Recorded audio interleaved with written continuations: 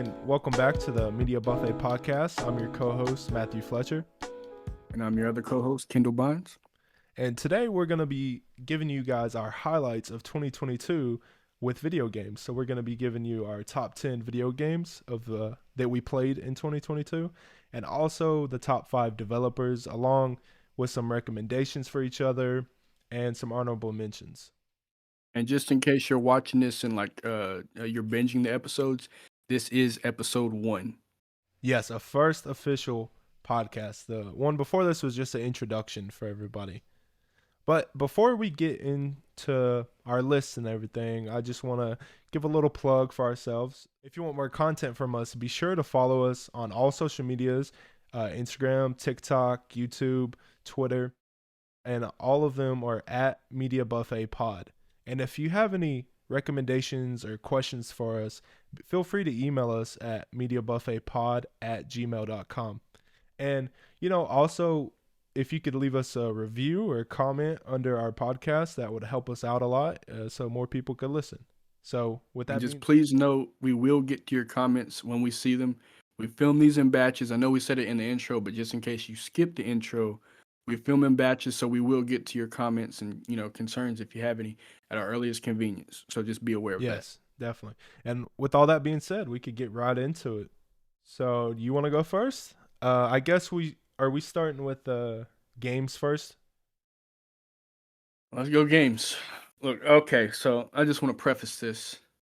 I'm Mr. Mainstream over here. I'm not gonna lie. Now again, I try to spread my stuff out usually, but this year I'm Mr. Mainstream.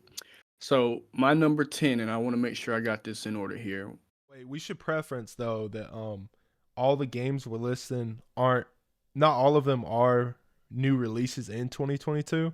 It's just games that we played in 2022 and it's our favorites. Well, I'm gonna preface mine now.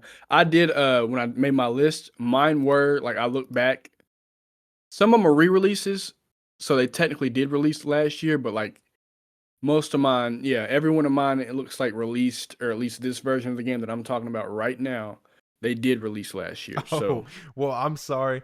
I just got a PlayStation a few years ago, so I caught up on a lot of back catalog that I never had access to before. So, sorry for the confusion, but with that being said, Kendall, what is your number 10 game of 2022? Again, mainstream here, and don't argue with the list here. This is mine. My number 10 was Pokemon Legends Arceus. Okay. Arceus, whatever you want to pronounce it. So it's not even like your typical Pokemon game. I mean, sure, there's collecting and battling involved, but the main thing about this game is you're sent back in time, and you're there to make, or at least complete this region, Hisui, which is Sinnoh from Days of Old. Mm-hmm. You're there to complete that Pokedex.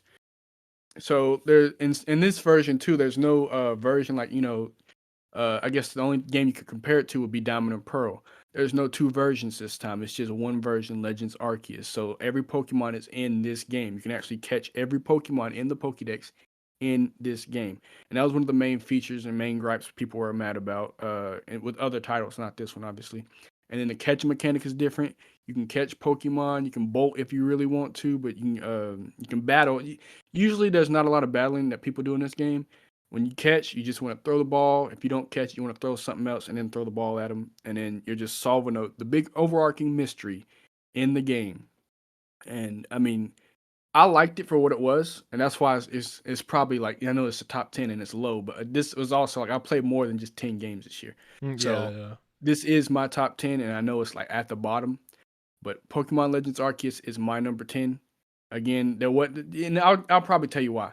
There wasn't a lot of music. When you go travel routes and stuff on Pokemon games, there's music. Music is a big make or break for me with video games. If it's ambiance and it's cool, like Legend of Zelda was cool. Yeah. I get there's no radio, so you're not going to hear songs on the radio like GTA. You'll hear songs on the actual radio. But, the music here, you'll get interrupted by Pokemon. There's alpha Pokemon this time around, so they're bigger Pokemon with better stats. Sometimes their moves are different or stuff they wouldn't usually have. But so when you run into Pokemon, it'll stop the music abruptly, and I'm not a fan of that because some of the music is banger, especially Eterna Forest, Mm-hmm. and then the stuff in Alabaster Icelands. But great game overall. Overall, I don't have too many gripes with it. But due to an entry down the list, um, spoiler, it's another Pokemon game. I said mainstream, but due to another Pokemon game that came out, I'm Yeah. just gonna have to rank it this low on the list because there was just better features in my opinion, in the other Pokemon game. And there's so many games to pick from. It's really hard to make a top 10 when there's so much out there. Yeah. But that's a great pick, I think. My number 10, I mean, I don't think it's a good game. There's not good gameplay or anything. I just I know, but I put it at number 10 cuz the amount of hours I have played it. And that Okay. is Skater XL. Now, I am a Skate 3 fiend, and I have not had access to Skate 3 for, God, I don't know, 12 years at this point. And Skater XL came out for the PlayStation and PC. I think Xbox as well. But it's the closest thing I've got in years. So, I have played, you could check my PlayStation is, I don't know, like 50 hours or more. Just like talking, listening to music. I just have it in the background doing tricks. I'm really into skateboarding as a whole, and that's why it's not my number 10.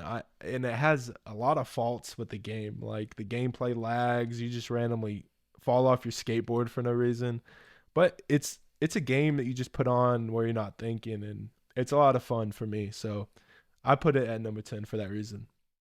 You were definitely the kid in class with a tech deck, weren't you? No, I didn't even have tech decks. Yeah. Now, even I had a tech deck. Come on now. I had like two or three of them. I had a few when I got into middle school that my friend gave me because he didn't want them no Okay. more. But like I wasn't Yeah. in class playing with Tech Deck. I wish I was though. No, I had to. I'm a fidgeter, and you'll see if you look at the video footage, Oh, me you'll see I'm too. always fidgeting and stuff like that. I can't sit still in I'm a class. fidgeter. Look. I have a fidget toy with me. I'm I playing thought with he was right about to now. pull out a fidget spinner, like the you know what the one I'm No, no, talking no, about. I was no, about to say, no. Yeah, fidgets help me focus and stuff. So I'm right there with you. yeah, tech decks were the thing back in the day, man.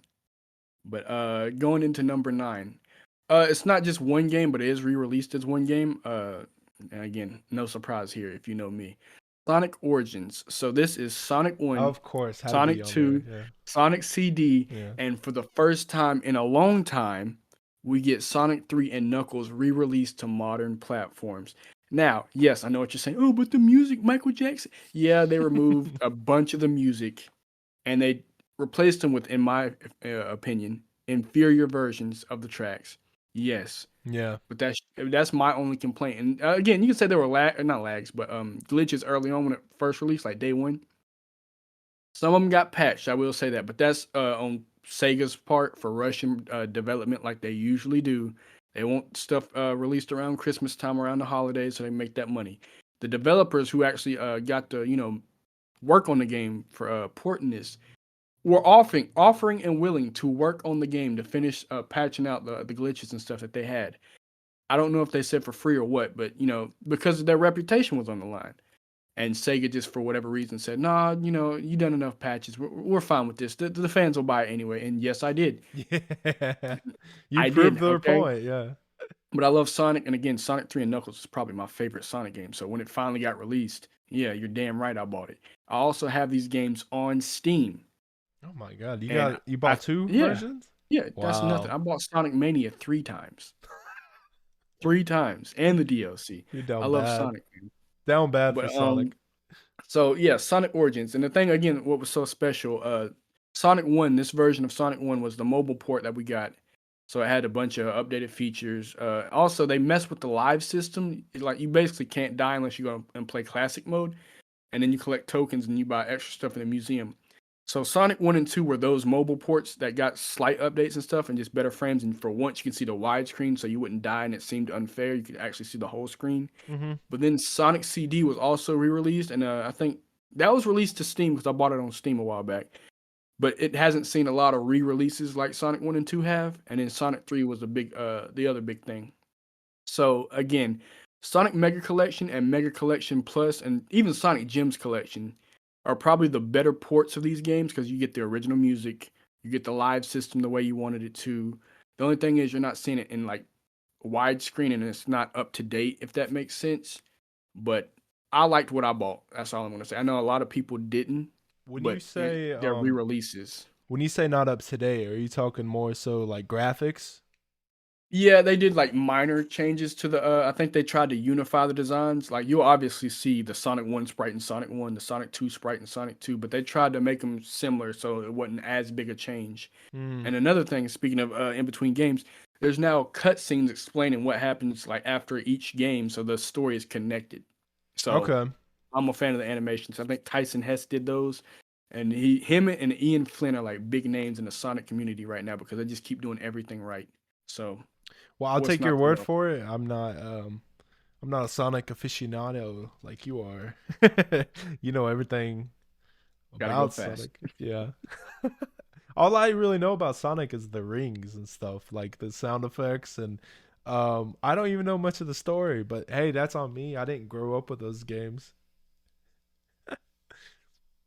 But hey, it's cool that we kind of have games we know aren't the best quality, but it's just the most fun we have, you know. Honestly, a lot of glitchy games are the most fun I've had. All right, but great pick. And going into my number 9, it's very similar to my number 10 pick. I think this game is very good, but it's another skateboarding game. Tony Hawk's Pro Skater 1 and 2 remaster. So that came out, and like I said, I didn't really grow up with the PlayStation, so I never had access to this game or anything until I was at my friend's house and I got to play, and I was obsessed with it. So being a grown adult, I finally was able to get myself a PlayStation and get all the games I missed out on, like Tony Hawk's Pro Skater. And man, they done so good at remastering it. It feels like a complete new game, uh, but the same too. You know, from the things that I remembered, they have a lot of the same music, and stylistically, like they did really well. And I don't know, I've spent hours at a time just skating on levels, trying to get the cheat codes and Easter eggs and stuff like that. So I had a lot of fun with this game. And I will say, just to like second that, I never played the original Tony Hawk Pro Skaters, but I listened to the music, and that was my main thing if I was gonna get it. And the fact that they went out of their way, 'cause so many of these companies are re-releasing games. I'm looking at you, Rockstar. They Yeah. re-release games and they don't bother rebuying or getting the licensing for these old music. And again, like I just said, music is a big part of these games, especially for nostalgia, because they're like little time capsules. So when you remove iconic tracks or you just refuse to rebuy the rights to the music to use in the Right. games, you kind of take some of the joy and some of that original Yes. feeling from the game. So to see those games, because like I said, I didn't play it, but I went back and listened to the soundtracks, and I just would hear it like on my YouTube playlist, and it gets shuffled in.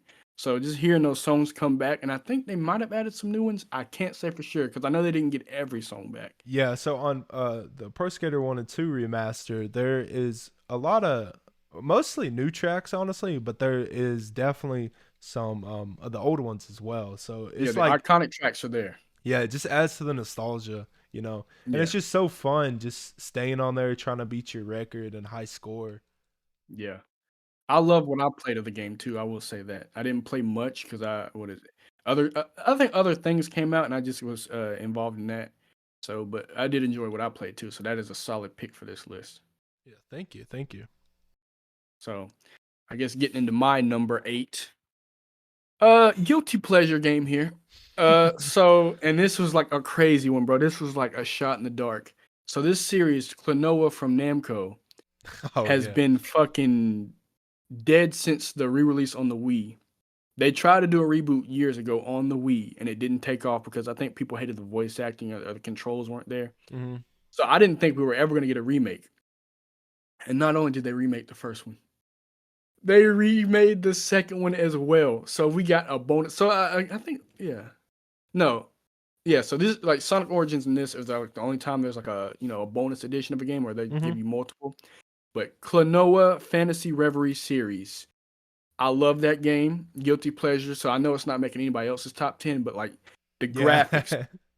overhauled, perfect. The controls overhauled, and they even have an easy mode for people like you might have been familiar with the game, but you didn't get past a certain part because with PlayStation, if you didn't have a memory card, you're having to restart at level one all over again. And some games did help you with having cheat codes to get back to the level you were at, but most of them didn't because of the memory card. They wanted you to buy them.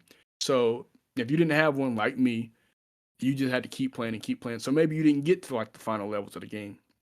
Here they have an easy mode, so you can't, it shouldn't be easy for you to Mm-hmm. die. You get like 5 lives in the easy mode, so you can get there, you can get to the levels, and some of the bosses, again, I'm pretty much good with this stuff, platformers and stuff in general, so it made sense for me. But like for some people, if you couldn't understand, oh, how do I defeat this boss? What's his weakness? Or how do I get past this level? A lot of the stuff are fixed now with lighting. It's not holding your hand per se, but like it's definitely easier to see, hey, this is his weakness, or this is where I got to go in this level, all this type of stuff. So it's just like in my experience, it's just a better game for both of these Klonoa games. And with this new revamped, I want to say fan base, I really hope Namco, if you are listening, we get a third installment, or even you could port these the Game Boy games, make those a 3D version now. Now that you got a fan base. And I just really did not expect this game to do so well. But there's still Klonoa fans out there. And like a lot of these people listening to the podcast are gonna be, who the hell is Klonoa? Yeah, Like yeah. That's he's me. a weird cat dog looking thing that came out around this was during the craze of Sonic and Mario. Every company wanted their own mascot. Uh PlayStation was trying to do Crash or Spyro. Obviously Yeah. Sega had Sonic, Mario was Nintendo. You had everybody else. I think there was what technically Donkey Kong was Rare before they got bought out. Yeah. And then, everybody tried to get a mascot. Namco's answer, and you could argue it was Pac-Man, but that's arcade. That was during the arcade legacy stuff. Namco came up with Klonoa, and I'm glad they brought him back.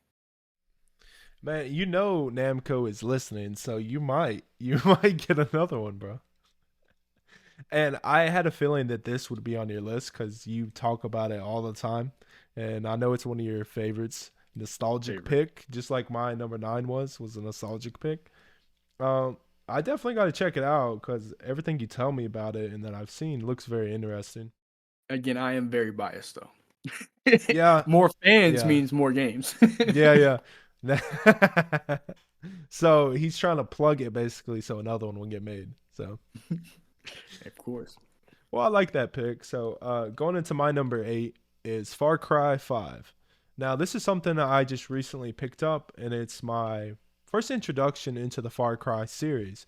I back in high school, like some of my friends were always talking about this series, but I just never gave it a shot because there was so many other games I wanted to play and I was interested in. But Far Cry 5, so far, almost near completion. Still have not beat it, but that's how much I've enjoyed my time with it. It's at my number 8 spot. I'm really liking the story. So basically, the story follows along. You're a deputy that goes into like this hick town to shut down a cult, but things go sideways and you get taken. And basically, the whole time you're playing is you're taking down this cult. And it is so satisfying just shooting and killing all these lunatic cult people. I know I sound crazy, but it's like they deserve it. They're insane and brainwashed. And it's just a lot of fun. And I'm having a great time with it. The soundtrack is actually really good. Surprisingly, it's a lot of acoustic guitars and stuff, which I'm not really the biggest fan of like country music, but I like the acoustic guitar itself. Yeah, and I'm just having a great time with it, and it's I think it's a good game because it's making me want to play the rest of the series, and that's what a game in a series should do. So I think it's done everything right so far. Some things I'm not the craziest on, like some of the story beats might be the exact same, and some things you can't avoid, like people will come after you and you can't dodge them and you just get taken and there's no way around it. It's just but so far I'm really enjoying it and yeah. Nice, nice, solid pick. I've always wanted to get into the Far Cry games, and apparently people have told me because I bought New Dawn. Apparently, New Dawn is not where you want to start for your Far Cry ventures, Is and I bought the worst one to start with. So, I can't say, but I might try to pick up there was also a new one. I thought you were talking about 6 for a minute there. No, no. Which Giancarlo yeah, Esposito. Gustavo Fring. Yeah. But when you told me about Yeah. the cult leaders, I knew, okay, that's the other one. That's not the newer one. But yeah, so eventually I probably need to pick out one of these Yes. games and Yeah. play them. And that'll probably be one of the first games I get for, well, and it's not the first, because like I said, I bought games on Steam already. But when Yeah. I get a game in PC, I'll probably try to check those out on there since I can do mods and stuff. Right, right. And me, I'm bad about putting off getting games because I don't want to waste my money on them and not like it. But this, it was included with PlayStation Plus, so that's how I got it. But I'm definitely wanting to check out six because Giancarlo, obviously, I'm a huge Breaking Bad Double free. fan. Yeah, I'm a huge Breaking Bad fan, and I think he's a great actor. So I'll definitely check out that. So, my next one again. I said I was going mainstream here, and I think this is where it really starts to get. There's maybe one more. Hey, I'd me argue too, man. Me too. two more that are like niche, but here we go. So my number, what is this? Yeah, 10, 9, 8. So 7. I really had to count. My number 7 pick here is Modern Warfare 2 as Call of Okay, Duty. yeah, that's I mean, brand I could new. stop here. Yeah, I could stop here, but I'm gonna keep explaining. So basically, from what I understand, uh, Modern Warfare, Black Ops, and I think there was another one I forget right now, but I think that's it. Yeah, there was different branches of people making the Call of Duty games. But on this one, I think Modern Warfare 2 was the first time all the companies got together, and now they're just making the games from there. I don't think they're Hmm. going to be separate universes anymore. Oh, So that's it's great. also Yeah. kind of like a reboot of the old Modern Warfare 2, but it also continues from the reboot of the Modern Warfare 1 we got a couple years prior. Aside from the game being slow, it's slower than Modern Warfare 1. Modern Warfare 1, you could do some crazy shit, and it was all fast paced, and I loved it. It's just a little bit slower right now because it's still new. It's not no season 2 stuff yet. There's only a few maps, but the maps are decent. The guns are great. The gunplay is great. The one thing I will say that I hate, and this is just how Warzone has warped the player base. A lot of campers, people traveling in packs. That's Always. just Yeah. yeah, that's just the only thing I don't like. But Modern Warfare 2, it's a safe pick. You know what you're getting. It's Call of Duty. And again, there's no music because it's just doom doom doom doom. It's just footsteps, gunfire, Yeah. getting Yeah. shot. It's base. But Yeah.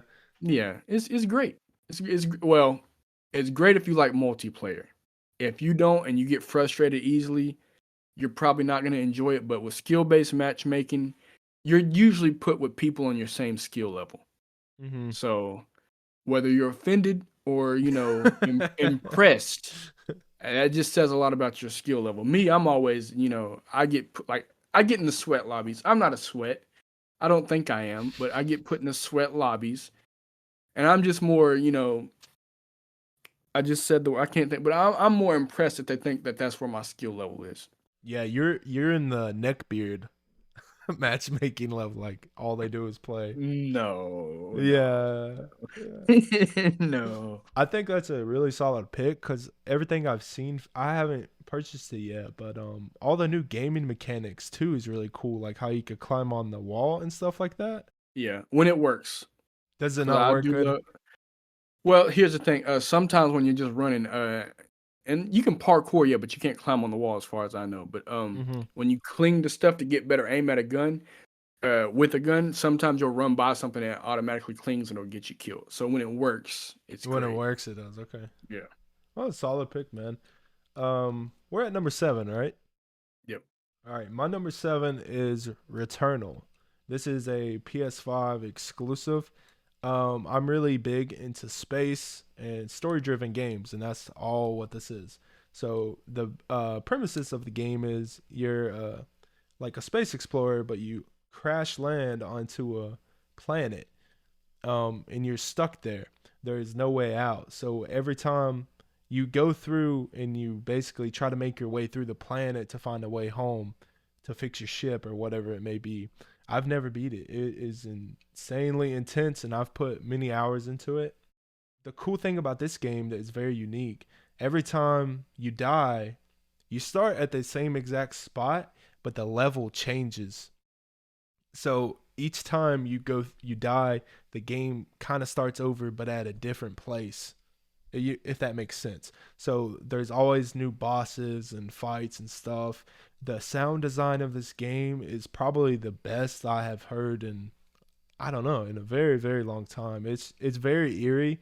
I personally had to stop playing the game for a while because it was giving me so much anxiety. The sound design is just that good, and it's just like very eerie. And yeah, and I think it's very unique. There's a lot of features I've never seen in any other game, and the weapons are really cool. You can supercharge them, and I really love the main character, and the story is amazing. But I've definitely got to get back into it to try to beat it. It's just, well, it's honestly one of the harder games I've ever tried to attempt to play. But my brother-in-law beat it, but he said it took him like almost 80 hours or something. So Mhm. it's an intense game. It's very intense. But just for what they've done, it's so different, unique, and I look forward for well, I won't get into that because that goes into my developers, but I look forward to see what they do next. For me, I don't really mess around with games like that where it's like not horror but horror esque, or like anxiety is playing a big role in the game and the atmosphere. Yeah. Not because I'm a pussy, no. It's just like I don't like to be put in situations where it's like you're supposed to lose. You know what I'm saying? Like to add to the horror Oh yeah, aspect. yeah. Um, I'm If you not give me a really into gun, I that want to either. use it. Yeah. So I'm not really into that either. This is like I am a scaredy cat. I don't like horror movies or anything like that. So it's like it's scary because like say you're walking and you walk into a chamber, all of a sudden the concrete door shuts behind you. You can't get out until you kill the boss. And the boss is like the fucking hardest thing I've ever faced. So it's definitely got horror elements. I would still recommend it to everybody to check out just for the gameplay and sound design alone, though. Right. Yeah. But yeah, Well, it was really making me anxious. I had to stop playing. now is this like a PS4 or is it PS5 exclusive too? No, it's a PS5 exclusive. Yeah, it was one of Mm. the first like exclusive games. So is there like shit going on with the controller too? Like you get like the vibration Yeah, haptics and so stuff like yeah, that? with the haptic, it starts vibrating and stuff like that. It's very unique. And on the PS5 DualSense controller, it's not DualSense, is it? I think so. I don't I have think one. it's That's called, yeah, sorry. It's DualSense.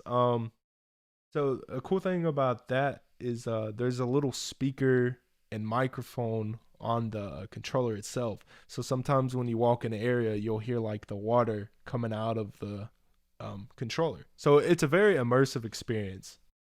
Does it have VR too? Because that would be crazy as hell.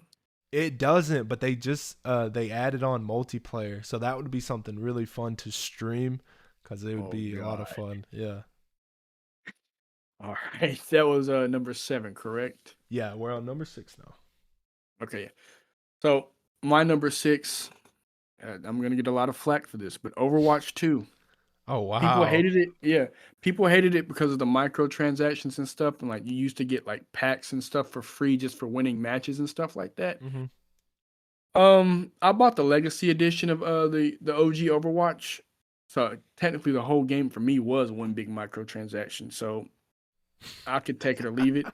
I'm more excited about the newer fan base because this is a new game. When I played Overwatch, I got it on the Switch first because it was on sale for like $5.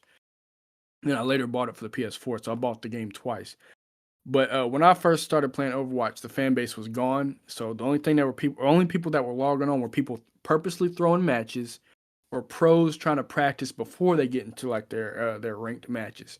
So I legit lost damn near every match that I got on. So I was like, I want to learn these characters. I want to do everything right, but until there's like a new fan base and skill based matchmaking with people around my levels and my skill level, there's not much I can do because I'm one of those people when I log on, especially when I play multiplayer games. I don't like losing. I don't like playing. I feel like I waste my time when I do that because I don't like sinking 30 minutes into something and just to see a screen. You Mm, lose. No, yeah. I'm not Yeah. a sore loser or anything like that, but I guess that's not for me to decide because, Yeah. that's more of an observation than it is a character trait that you can, see. But I just don't like to sink hours into something and then lose. Hmm. I mean, So, yeah. Who does? yeah. But as far as the character models, they look the same to me. People were saying, I mean, they updated some clothes. Don't get me wrong, but as far as like graphics and stuff, and again, it could be because I'm on PS4, not 5 or PC, but they look similar to Overwatch One. Certain people's ultimates and moves have been changed, which is good because I haven't seen anything that was for the worse. Um, I'm on a Risa main, and then when I'm not playing tank, I play Zenyatta. So Mm-hmm. I'm just mainly there for support. I'm not the damage dealer, although I can if I need to. I'm mainly just a tank, especially when I see a roadhog. I start chucking spears, and it is hilarious. But yeah. So my it was number 6, right? That was number 6. Yeah. Yeah. So my number 6 pick is Overwatch 2, and I'm gonna put a 5 next to this so I know which one is which. But yeah, so again, I know people hate it because of the microtransactions, but that's just the way of the world right now. Can't do much about it. That's a good pick. I've not played enough of the Overwatch, as you know. I've just recently started playing with you, but it's a lot of fun, man. I love playing as the tank. I think everybody does because you just wreck, and it's a lot of fun. So I think that's a very solid pick, and it's a very good multiplayer game too. That's the thing. So going into my number 6 is a game called Kingdom Come Deliverance. Now, I don't know if many people know about this game, but it is a RPG set in medieval times.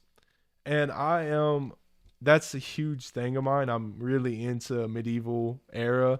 Like, I love going to Renaissance fairs and Lord of the Rings, Game of Thrones, stuff like that. So this is all I was about, you know. So I've sunk in too many hours, you know, to say the least. Well, I might be ashamed of. I kind of want to hear the number. I don't even know, honestly. Yeah, that's bad. But yeah, there's been many sleepless nights where I'll just be playing this game. Basically, you play as this guy, and I mean, I guess I won't spoil anything, but you the premise is you're trying to work your way up to becoming a knight in a way, but I've never played a game like this where the comedy is just on a whole different level. It's like it's random, it's really funny, it's a lot of fun. There's a lot of like Skyrim elements, like it's first person.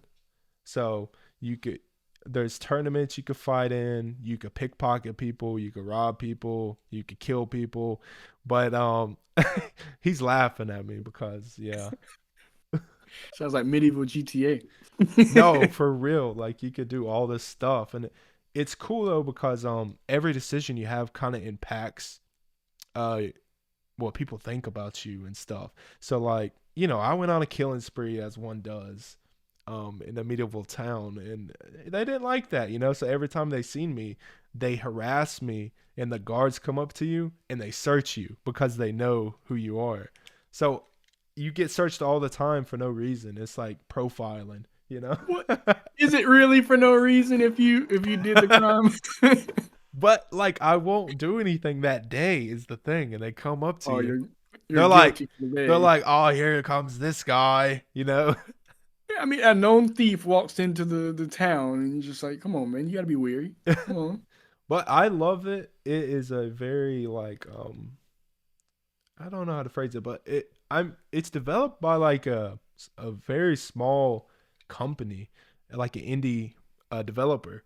So they've put so much work into this and making it feel real. Like the world feels some of the most real I've ever experienced in any game. Same thing. I got this from being on PlayStation Plus. So that is my number 6 is Kingdom Come Deliverance. Deliverance. Okay. Weird So my pick, I number. know. I mean, I don't know. Like you said, you like medieval stuff. I hate it. I absolutely What? abhor. Yeah, I abhor medieval stuff. Dude, I what? Oh my I god. don't know whether it's because it's boring or what. Like, don't you? I love the idea of a knight. I Blasphemy. love the I love the idea of like sorcery, wizards and shit like that. Cause I used to play Wizard 101 all the time. Oh yeah. But just when it's like so accurate, I don't like that stuff. It's But it's mm, fun. The only I would say annoying aspect is you have to eat, and I don't really like that in games. Like It's RPG, I get it, but basically you have to eat, you have to be Well, eating's clothed not. and that kind of stuff. Yeah, eating's not Yeah. necessarily tied to RPGs. I'd say that's more a mandatory thing in like Monster Hunter esque games because they're usually Yeah, stat yeah, buffs and debuffs, and then obviously open world because that's like the new craze now, or it's not new, but it's like the current gaming yeah. trend. Right. But yeah, I Um understand. it's just annoying though cuz you'll be doing like a quest or just exploring and then all you have to sleep or you're going to pass out and die. So it's just like That's realism for you. it is, but it's like come on. I was like in the middle of like robbing somebody. Come on, No rest for the wicked. man. Um, so let's see here. One, two. Yeah, okay. It looks like most of my games here, or at least the versions that I played, were for the Switch. So this one shouldn't be a surprise. Again, going multiplayer theme here, and it's a weird pick, I know, but it did win. I forget which award, but it won an award at the Game Awards recently. So my number 5 is Splatoon 3. Never played the first two, but like I've had a Switch and I wanted one for so long. So when I finally got one, I was like, where are the shooting games? There's really not a shooting game, so this is the closest you're gonna get to like a multiplayer shooter. I love it, and I'm not even gonna lie to you. I haven't played it as much as I thought I would, but like every time I get on, it's real fun. Like, cause again, it's not an actual shooter. So if I really want to play an actual shooter, I will play Overwatch. I will play Modern Warfare 2. I will play Siege, something else.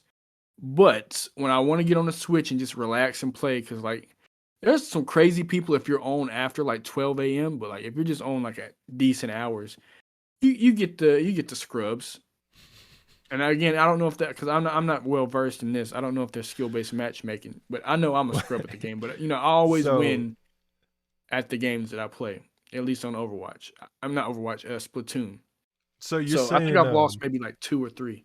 so you get on when it's easy pickings, huh? Yeah, dude, I've got on at 12. Like, don't get me wrong, because you know my sleep schedule is. I just like I Yeah. said, I usually don't get the hankering for Splatoon 3. I haven't even beat the story mode yet. There is Hmm. like a deep story mode.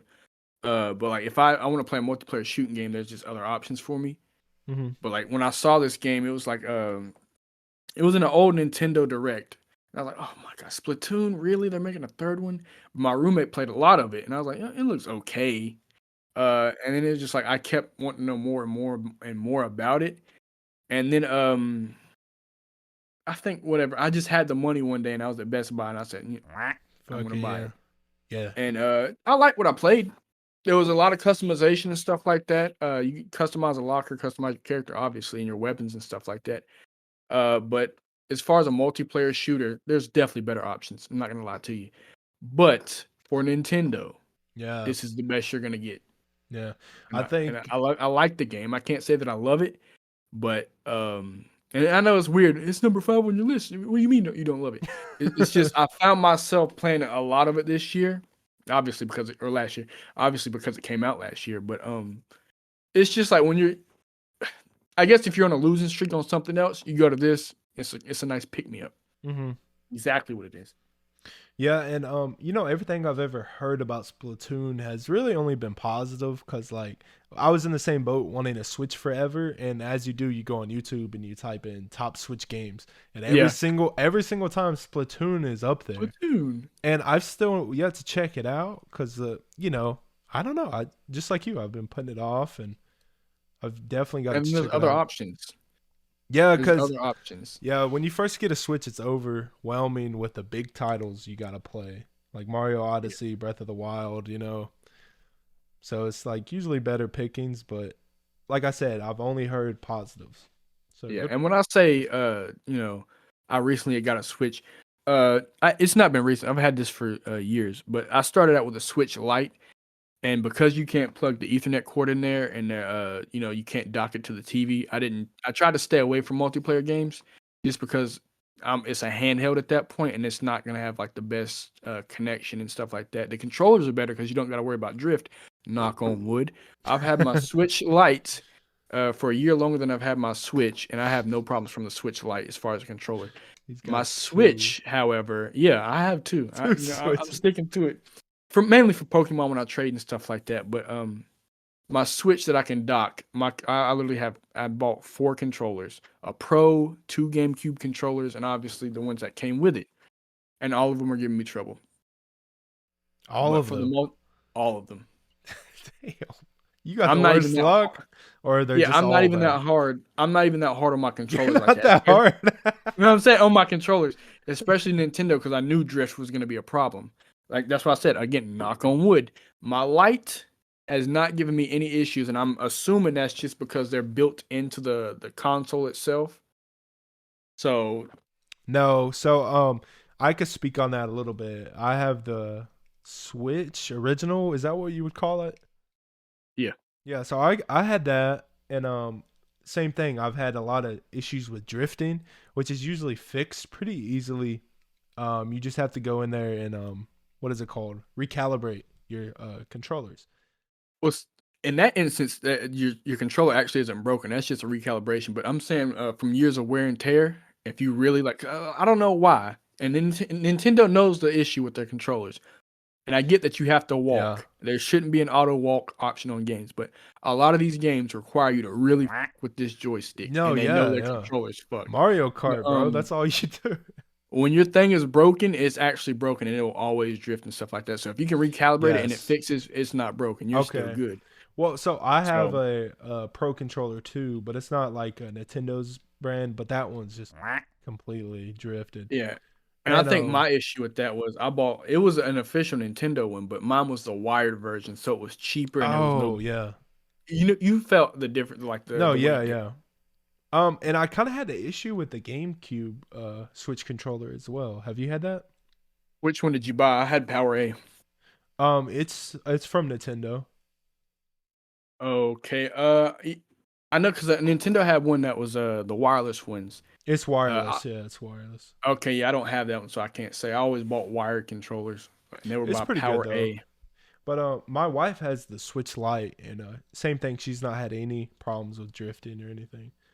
So Yeah, I love that little bastard. It's like it's so good, mainly for Pokemon and stuff like that, because you can take it on the go. it's so But I mean, nice. you can Yeah. take the other Switch on the go too. But like this one will actually fit in No, your pocket. yeah. I don't have to detach the Joy Cons and then put it in a bag or something No, like that's that. the thing too with that. It's so good for handheld, and like sometimes when you're playing uh carrying the original Switch, like the controllers kind of move on you.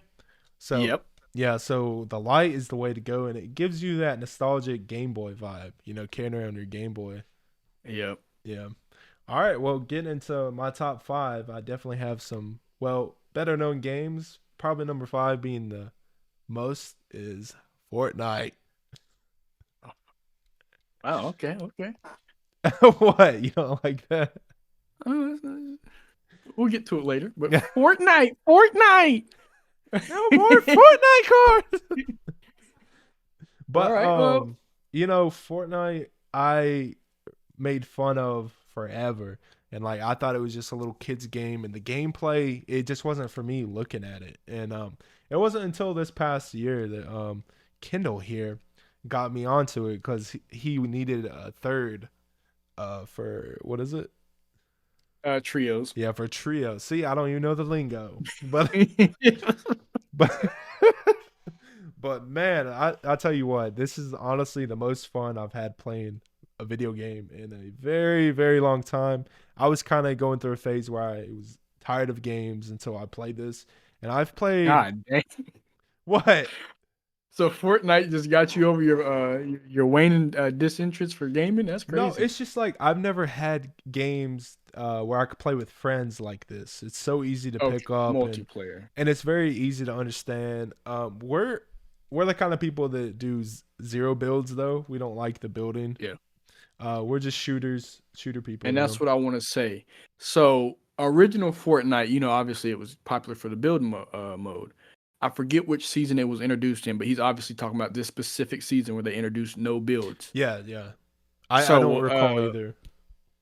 yeah, so it's technically a different version of the game. It is. Right. Yeah, that's true. Cause Fortnite I had played in the past before, but it was with builds, and it just wasn't really for me because it seemed like I don't know Too much. too much. You I'm had to worry about simple. getting a gun. Yeah, But shielding the yourself, shielding. getting the juice shit. I forget what it's Yeah, and the chug splashes, all that shit. It was too yeah, man. much. Oh yeah, Chuck Splash, man, so many. Um, but Yeah.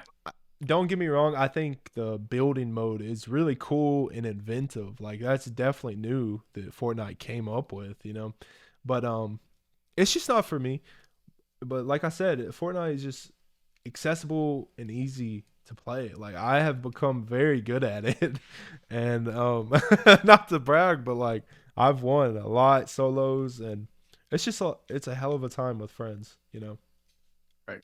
And that's my number five. Okay, so we're into to the fours. My number four, again, here's a niche entry.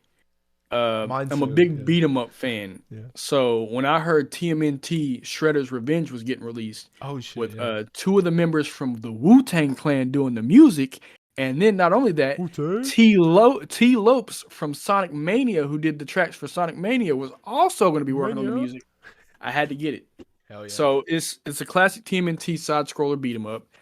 There's a bunch of, well, not a bunch of characters, but you get the four turtles, obviously. Who cares? Splinter. Then you get Casey Jones. And then my personal favorite, April O'Neil. Her moveset is like probably the best one. It's like a mix of speed and then just like, because you can juggle in the game. So there's like a lot of aerial stuff she has too. Like, different characters have different things that they're better at. So I think Raph is close combat, but he's a power type. Casey Jones, because he's like one of the last characters you unlock, he has a long distance. He's slower, but he's also a power type. Michelangelo, he's a speed type. Donnie, he's long range. Leonardo, because he's the de facto leader, he's an all around character. And then Master Splinter, I forget what he is, but he has a different type. I want to say he's a speed type. Mm-hmm. But so there's different ways to play the game, and then there's all these collectibles and stuff. I wish there was like a thing like Sonic Mania and Sonic Origins, where you can unlock stuff in the museum and stuff like that. But you get achievements. That's about it. But side scroller beat 'em up TMNT. I love playing these games when I was younger. So the fact that they got re-released, not re-released because it's a new game, but TMNT esque. It definitely captures the spirit of the old Konami games. And that's another thing. This was made by another studio, so I hope they get to see more. Not revenue, but I do hope they make money off of it. But I hope they see more traffic and more companies, going for them to not remake, because again, this isn't a remake, but make games and this classic arcade style feel. And again, Wu Tang, Wu Tang. Yeah, That's I all I know. gotta That's say. insane, dude. And So it wasn't just like a stupid song. Either. Like I actually bumped this song no, like I've regularly. listened. Yeah, I found that out too, and I went and looked. I think that's a really good pick because it's been getting a lot of praise too from like big names. So I've been seeing it in a lot of people's top 10 of the year as well. Great game. Real question though. Who's your favorite turtle? Favorite turtle? Honestly, it changes over the years, and it changes based on different things. When I was watching a 2003 TV show, it was Leonardo because he's the leader. I always thought I was the fucking ringleader and leader of my Right. cousin. Yeah. But as I grew up, I was like, oh man, Raphael's pretty cool too. He has the side, he's like close up and stuff like that. And in the 2007 movie, he was a Knight Rider. I might not be the correct name, but he did his own thing. He was fighting for his own thing.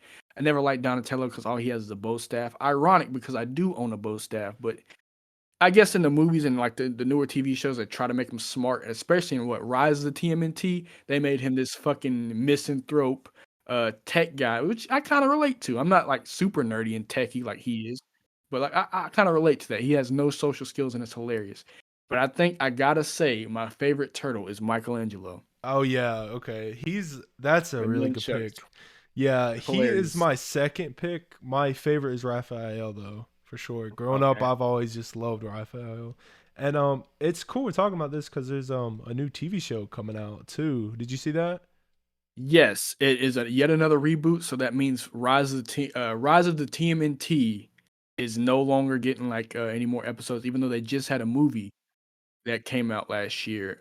So very disappointed about that. The designs that I've seen so far Mhm. look okay, but they're promo and not the final like we don't see the character model things No, yeah. yet. So I'm gonna hold my the rest of my thoughts until I see those. Yeah, it's But mostly just concepts right now we're seeing. yeah, from But what I've seen, it's okay. what I'm most excited about for that though is being produced by Seth Rogen. I don't know if you saw that. I didn't see that. I don't know if I like that. Is because Well, we've seen what celebrities do with the Velma thing, no, no, no. and yeah, Yes, I agree. But he's a man of the culture, man. well, that's what I'm saying. Seth Yeah. Rogen is a different story. I feel like Velma was Yes. just she wanted to make a show about herself, and they just like, oh no, you have to use Scooby Doo, and No, that's what we got. it's awful. But Um, I'm always just sketchy when celebrities get a hold of stuff like this. yes, but I have complete faith because he directs another show that I love, is The Boys on Amazon Prime. I don't know if you've seen any clips of that. You've seen Homelander probably, right? Oh yeah, yeah. So That's him. I've seen. Yeah, I know Yeah, that. I've yeah, seen that.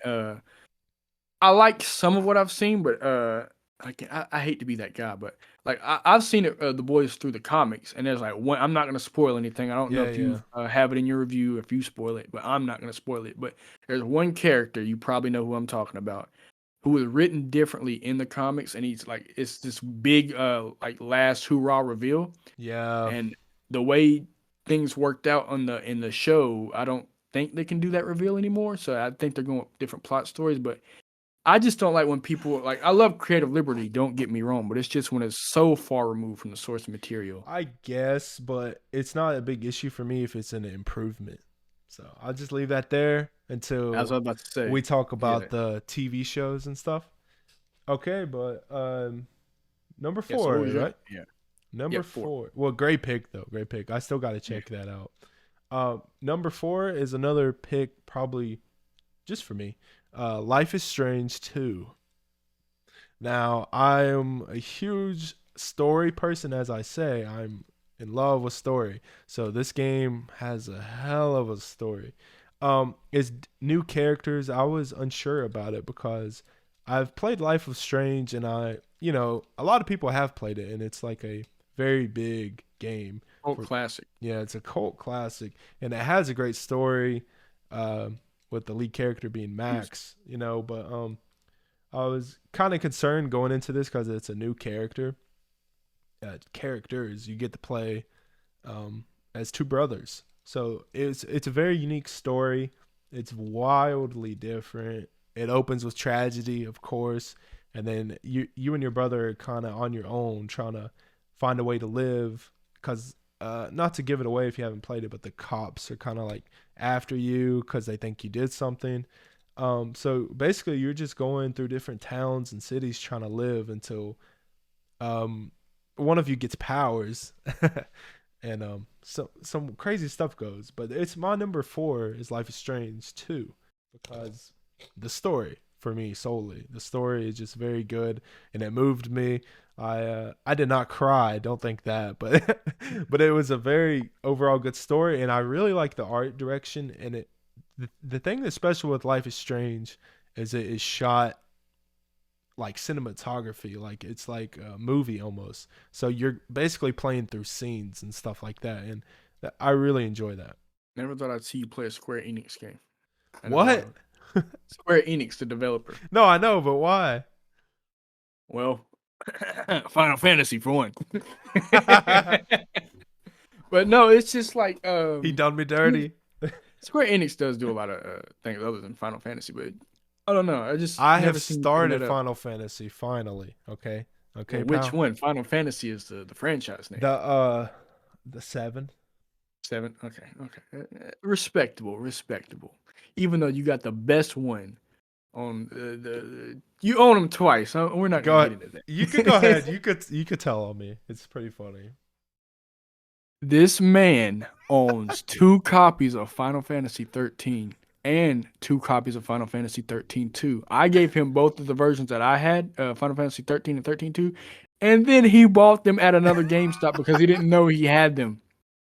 So There's he owns them twice, there's so many. I just don't know. and he doesn't play them. Like, bro, for people who are in the know, please tell him the music and the atmosphere is the best part. Sure, you play as a woman, and I know most people don't like that in their video games because if you're a man, you can't relate to playing as a female. That's just you can't.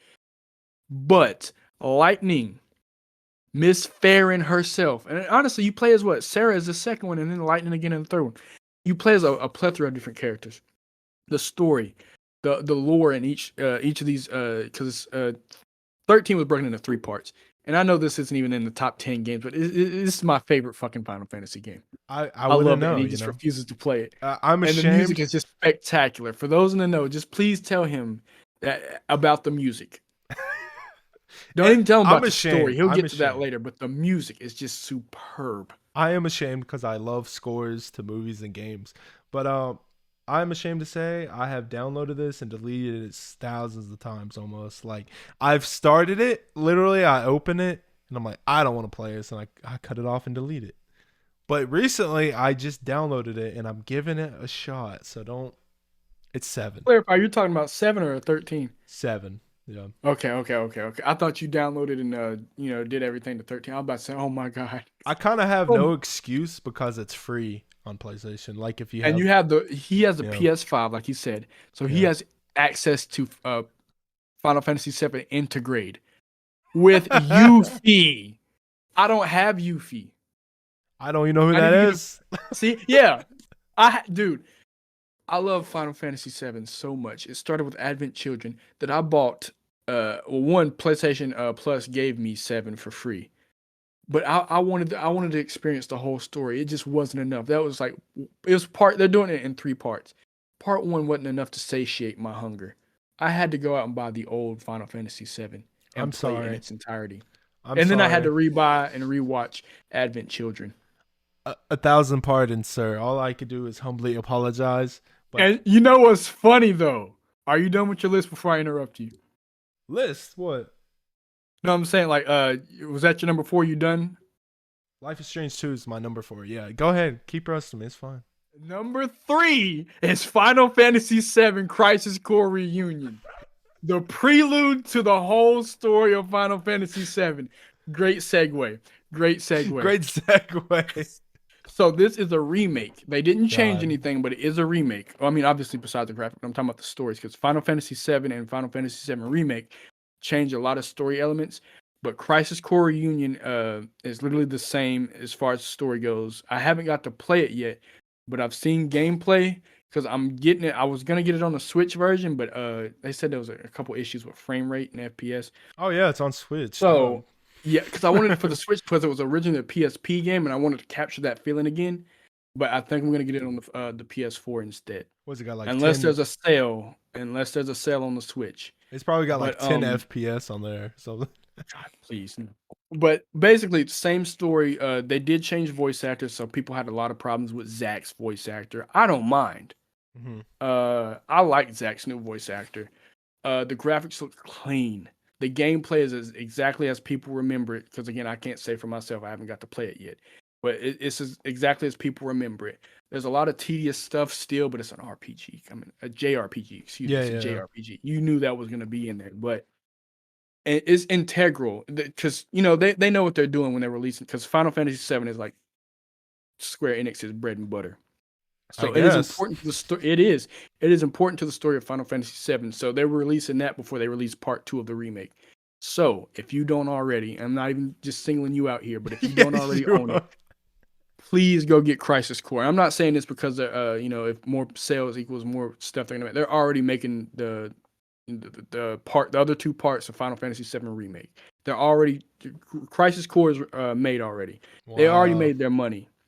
But just enjoy and play this game for yourself, even if you got to do it Well, through not so legal means. what are you It's that good. promoting? I'm not promoting anything. I'm just saying get it how you live it. Just Dude, play the game. it's kind of funny that both of our number 4s were from the same developer. Obviously, one being better than the other. My game, but Well, that was number 3. Number 3. Your 4, that my was number 3. 3. That was number 3. Yeah, my Okay, number yeah. 3. It just had segued into it. Well, I people don't come at me, do not cancel me. I will give it a shot. I promise. Like I said, I just got a PlayStation, so I've been catching up on all of the old catalogs. So, I've had a chance to play this forever because I had it, like you said, like 4 times on Xbox. But I never even put And I it don't mean in. to go on a tirade like that. It's just 13 is my favorite Final Fantasy, and then 7 I think was just has easier access because it was re-released and then they give it for free for PlayStation Plus. Right, And it's right. just an amazing story. Like I said, I'm a little biased. I will admit that because what was it? I started with Advent Children. My cousins had the movie. I seen it. I was like, oh my god, Cloud is freaking cool. Look at that big ass Buster sword. And I Hmm. was like, Tifa's fucking hot. Tifa and Aerith are fucking hot. So I was like, okay, yeah, I'm gonna play the game. Bro, Years later, I finally get he a Final munch. Fantasy 13. I am. Yeah. So what? No, but years later, Sue I me. finally get Final Fantasy 13 because I forget why, but I was in a game store and I was like, oh, I have the money, why not?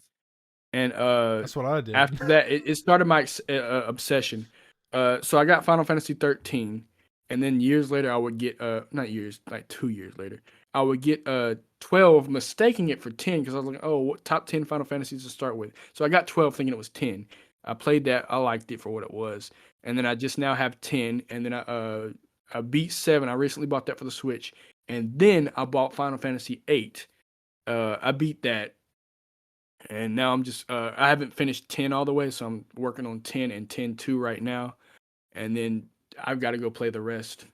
Well, yeah, and I feel guilty because like I when I got it at GameStop, it was only like a few dollars. It was on a sale. Like if you get 6 games, like it's only like $10 or something. So I've never when I bought it, I never even put it in my console. Sad enough, and You can't see this for people who are listening to audio only, but I am weeping inside.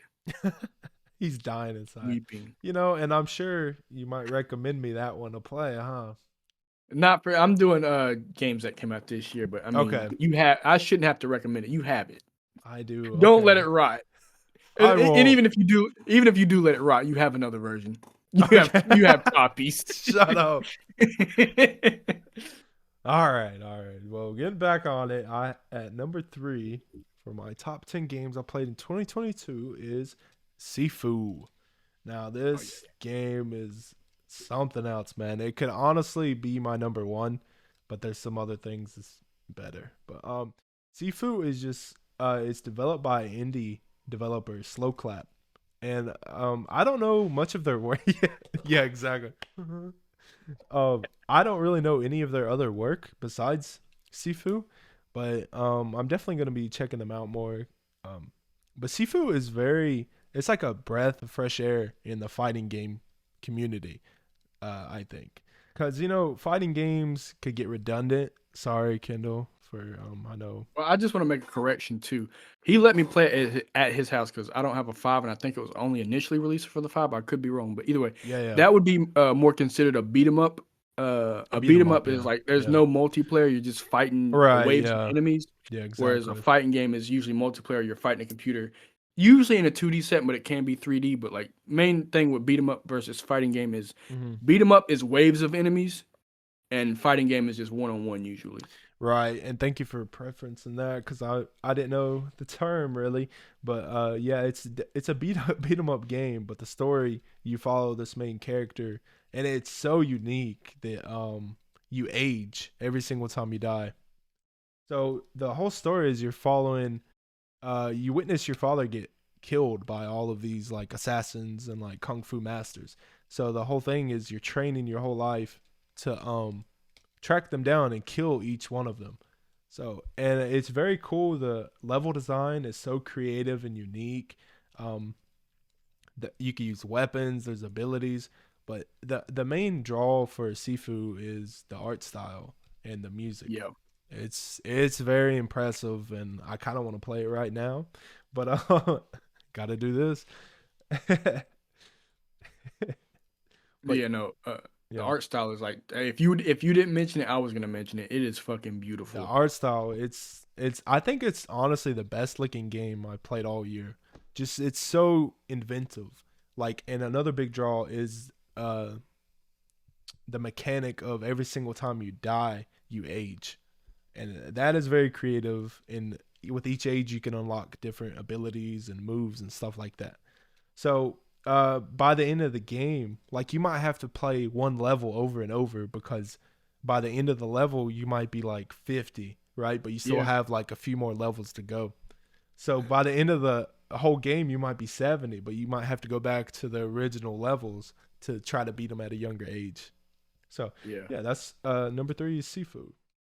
Seafood. That is a great game, and another reason to not look down on these like small developers just because you don't know them and stuff like that. Yes, Like yeah. again, going back to art style, I think these smaller again, I don't want to call them smaller companies, but these indie companies, I think that's their best asset. They know they don't have the budget for just like quadruple A gaming Right. things, so the character in the game really sticks out. They have to nail the mechanics. They have to nail the art style. Everything has to be perfect because they may not get another chance at a game. And I hate putting that pressure on them, but like Mm-hmm. so far, what I've seen, especially this year or not this year, last year, indie companies have really been delivering. They are, man. And Sifu was one that really came out and shocked a lot of people and like just blew them away. So it's a lot of pressure on Slow Clap right now, but yeah. But speaking of seafood, there was some mods I seen. I don't know if you watch Yeah. Yu Yeah. Yu Hakusho, but Yu Yu Hakusho, there was a mod for that, and because it's animated, it was cel shaded. It fit right in with the art style, and man, Okay. it looked So, crazy. That's what got me interested in the game because I didn't even hear about seafood. I mean, I watched RDC and I've seen them play it, mhm. but like as far as like natural, people spreading the game around and spreading the word around, I didn't hear about it until I seen the mods. So Well, I found out about it cuz okay, oh sorry. no, go ahead. I found out about Seafood because I listened to a podcast called Kind of Funny Gamecast, and they recommend and do deep reviews, and they kept recommending Seafood, and I'm just really happy they did. It blew me Yeah. away, and I seen some of the mods as well. I'm a big Daredevil fan, and one of the main like coolest fights in the game is you're just in a big hallway and like going down just running through enemies, and so they That's they so cool. modded they modded Daredevil because there's a scene on his TV show that's like the same thing. Yeah, so here we are. Here we are. Number 2 for me. I said it earlier. Uh Pokemon Legends Arceus was number 10. Scarlet and Violet are better. Oh my Fight me. god. So I say that because now again, there are some things in Arceus I wish were brought over to Scarlet and Violet. But the mass outbreaks, I feel like it's give and take here, but the mass outbreaks in terms of just like the world are better. But the way Legends Arceus handles them is better because you can see the shiny, and that's another thing people are mad about. I shiny hunt. I just now got into that because I can speed run the games and stuff like that. But shiny hunting on this new game sucks because there's no audio thing. You just have to know what the shiny looks like, and because they're in herds and little hordes, that might be difficult for some people with like certain disabilities, color blindness. Um, I mean just other things that you might have a disability with. Or you're just tired or you just don't know what the shiny looks like. But as far as like the classic Pokemon experience, people shit on Sword and Shield, but I loved it. But I will say Scarlet and Violet are better Pokemon games than that. Uh Again, this one was open world. And they when they advertised it, they was like, "Oh, there's multiplayer. There's no multiplayer outside of battling, trading, and stuff like that." When they said multiplayer, I assumed this was going to be an open world thing where you can play the game like Let's Go. You could have two people. You could double battle basically the whole game if you wanted to. You could quadruple battle the whole game if you wanted to. But when they said multiplayer, I thought they meant you could go out in the open world and you and a partner or whoever could go out and play these games, battle the gym leaders and stuff like that as a team. That's what I thought it meant, but we were You can't. mistaken. Excuse me, I was mistaken. Um, but I say they're better one because of Legends Arceus was cool, but it looked like a tech demo. Visuals are what came down to my decision here. And I will say, Scarlet and Violet, it needed at least another couple months in the oven here. I'll give you that. But I didn't like the art style in Legends Arceus. One, because it tried to look like Breath of the Wild, but then it failed. And Yeah. Pokemon being the highest grossing franchise in the world, they have the money to, use as they see fit and make these games look way better than what we got. And I get that it's running on a Switch, but this thing is capable of a lot. It runs The Witcher 3, not no problem, but it But runs The yeah, Witcher yeah. 3 and it looks like The Witcher 3. So they have the money, the resources, and everything. So you can't say, "Oh, Game Freak's an indie company." No, They yes. have the money. And They have the money. like you said, you brought up Breath of the Wild. Look how gorgeous that looks on the Switch. So that, like you said, from the clips I've seen, a lot of it's just looked real dull and flat. And a lot of people are saying they're having like so much fun with it, but so there's glitches in some of the Are you gameplay. talking about So Violet, yeah, Scarlet and Violet? Okay, yeah. yeah. And again, you're wondering, well, why is it number two, asshole? Um, Here's the thing. One, there's promised DLC, and there's like these new Pokemon. There's new Pokemon in these games. There were new forms in Legends Arceus, sure, but you couldn't battle. And for me, the main thing about a Pokemon game is I need to battle. I need to make my money. That's You how it can make started. money. Yeah. Yeah, you can make money in Legends Arceus, but that's like it's the three bandits you battle, Volo, and until you finish the story. Because after you finish the story, Volo's out of the story. He's not even in the game anymore. Mm-hmm. And then you can battle for fun. I think I don't even know if you get money for it, but you can battle the other members. What's her, Zisui? I'm probably pronouncing her name wrong, but Zisui, whatever. You can battle in her little training ground right there, but there's no actual battles besides the wild Pokemon. And again, there's more Pokemon in this game. There was 242, or it might have been four something. I get the number wrong, but there was a set number in Legends Arceus, and they were only from Gen 4, and there was some scattered here and about. And then again, there was new regional forms, but there's a lot more new Pokemon in this game. Now, again, I initially had problems with the Pokemon designs, but as you play the game and you see the new art style, you see where they were going, and like they make sense. But like when it came down to it, why is Scarlet and Violet over Legends Arceus? I wish they did have the catching mechanic in Legends Arceus, because like when you go to catch something, you have to start that battle. You can't just catch and run over to the next Pokemon like you do in Legends Arceus. But when it came down to it, it was the art style. It meshed better. It was the open world aspect. Legends Arceus initially advertised itself as an open world game, but it was more like Yeah. Monster Hunter, where it was open zones. Oh, so the Like whole thing's not open. yeah, no, it's not open. You go into these zones, and then you get like a playground. But after Right. that, if you want to go back to your main village, you have to manually go back. It's not open world. Like open Scarlet and Violet, I can Okay. go to one side of the map and I can fly to the other side of the map. Okay. Yeah, So because yeah, on Arceus, like, it was interesting to me because they kept advertising it almost like a Breath of the Wild type experience, and and it fell on its face. well, good pick. And I mean, again, it's a you're lot like, of.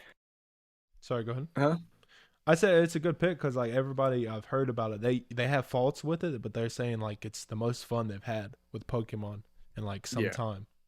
it's a new experience, and I feel like again, you're like, well, why was it on your list in the first place?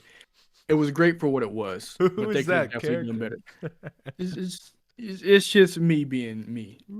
Because it's like, why is it on your list? Well, it's a good game, yeah, but they could have done better. So Dang. that's why I've seen a lot of people in these Facebook groups and stuff that I'm in when we trade Pokemon and stuff.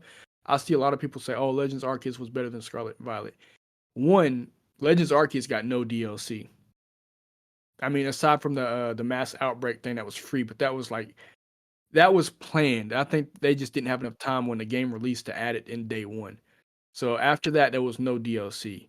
We're getting DLC in this game, new Pokemon and all that kind of stuff like that. Has So that already I gotta give happened it to them. or is it coming Not up? not yet. It's not even announced, but it's like people have data mined the game, so they looked in the files Mhm. and they know it's there.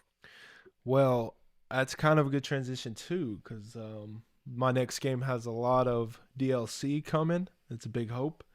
All right, my number two is Elden Ring. Oh yeah, I did hear about that DLC.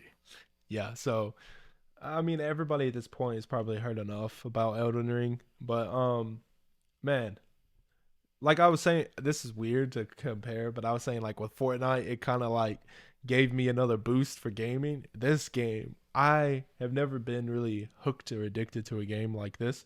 It is just, it's like a Souls game, and most people don't like Demon Souls and stuff like that. I'm honestly not the biggest fan of those either because I've kind of got accustomed to open world aspects of games. Um, and like with Demon Souls, it's just like you just keep getting you just get murdered, and they're notorious for being like the hardest games, and you can't skip it. So it's like with Elden Ring, it's everything that I liked about the Souls games, but it's open world.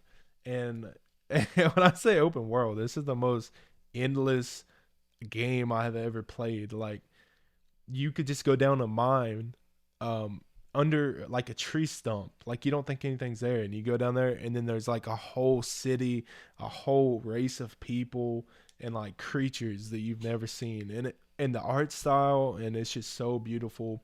And I think it had the best soundtrack of the entire year. The what, why are you looking at me like that?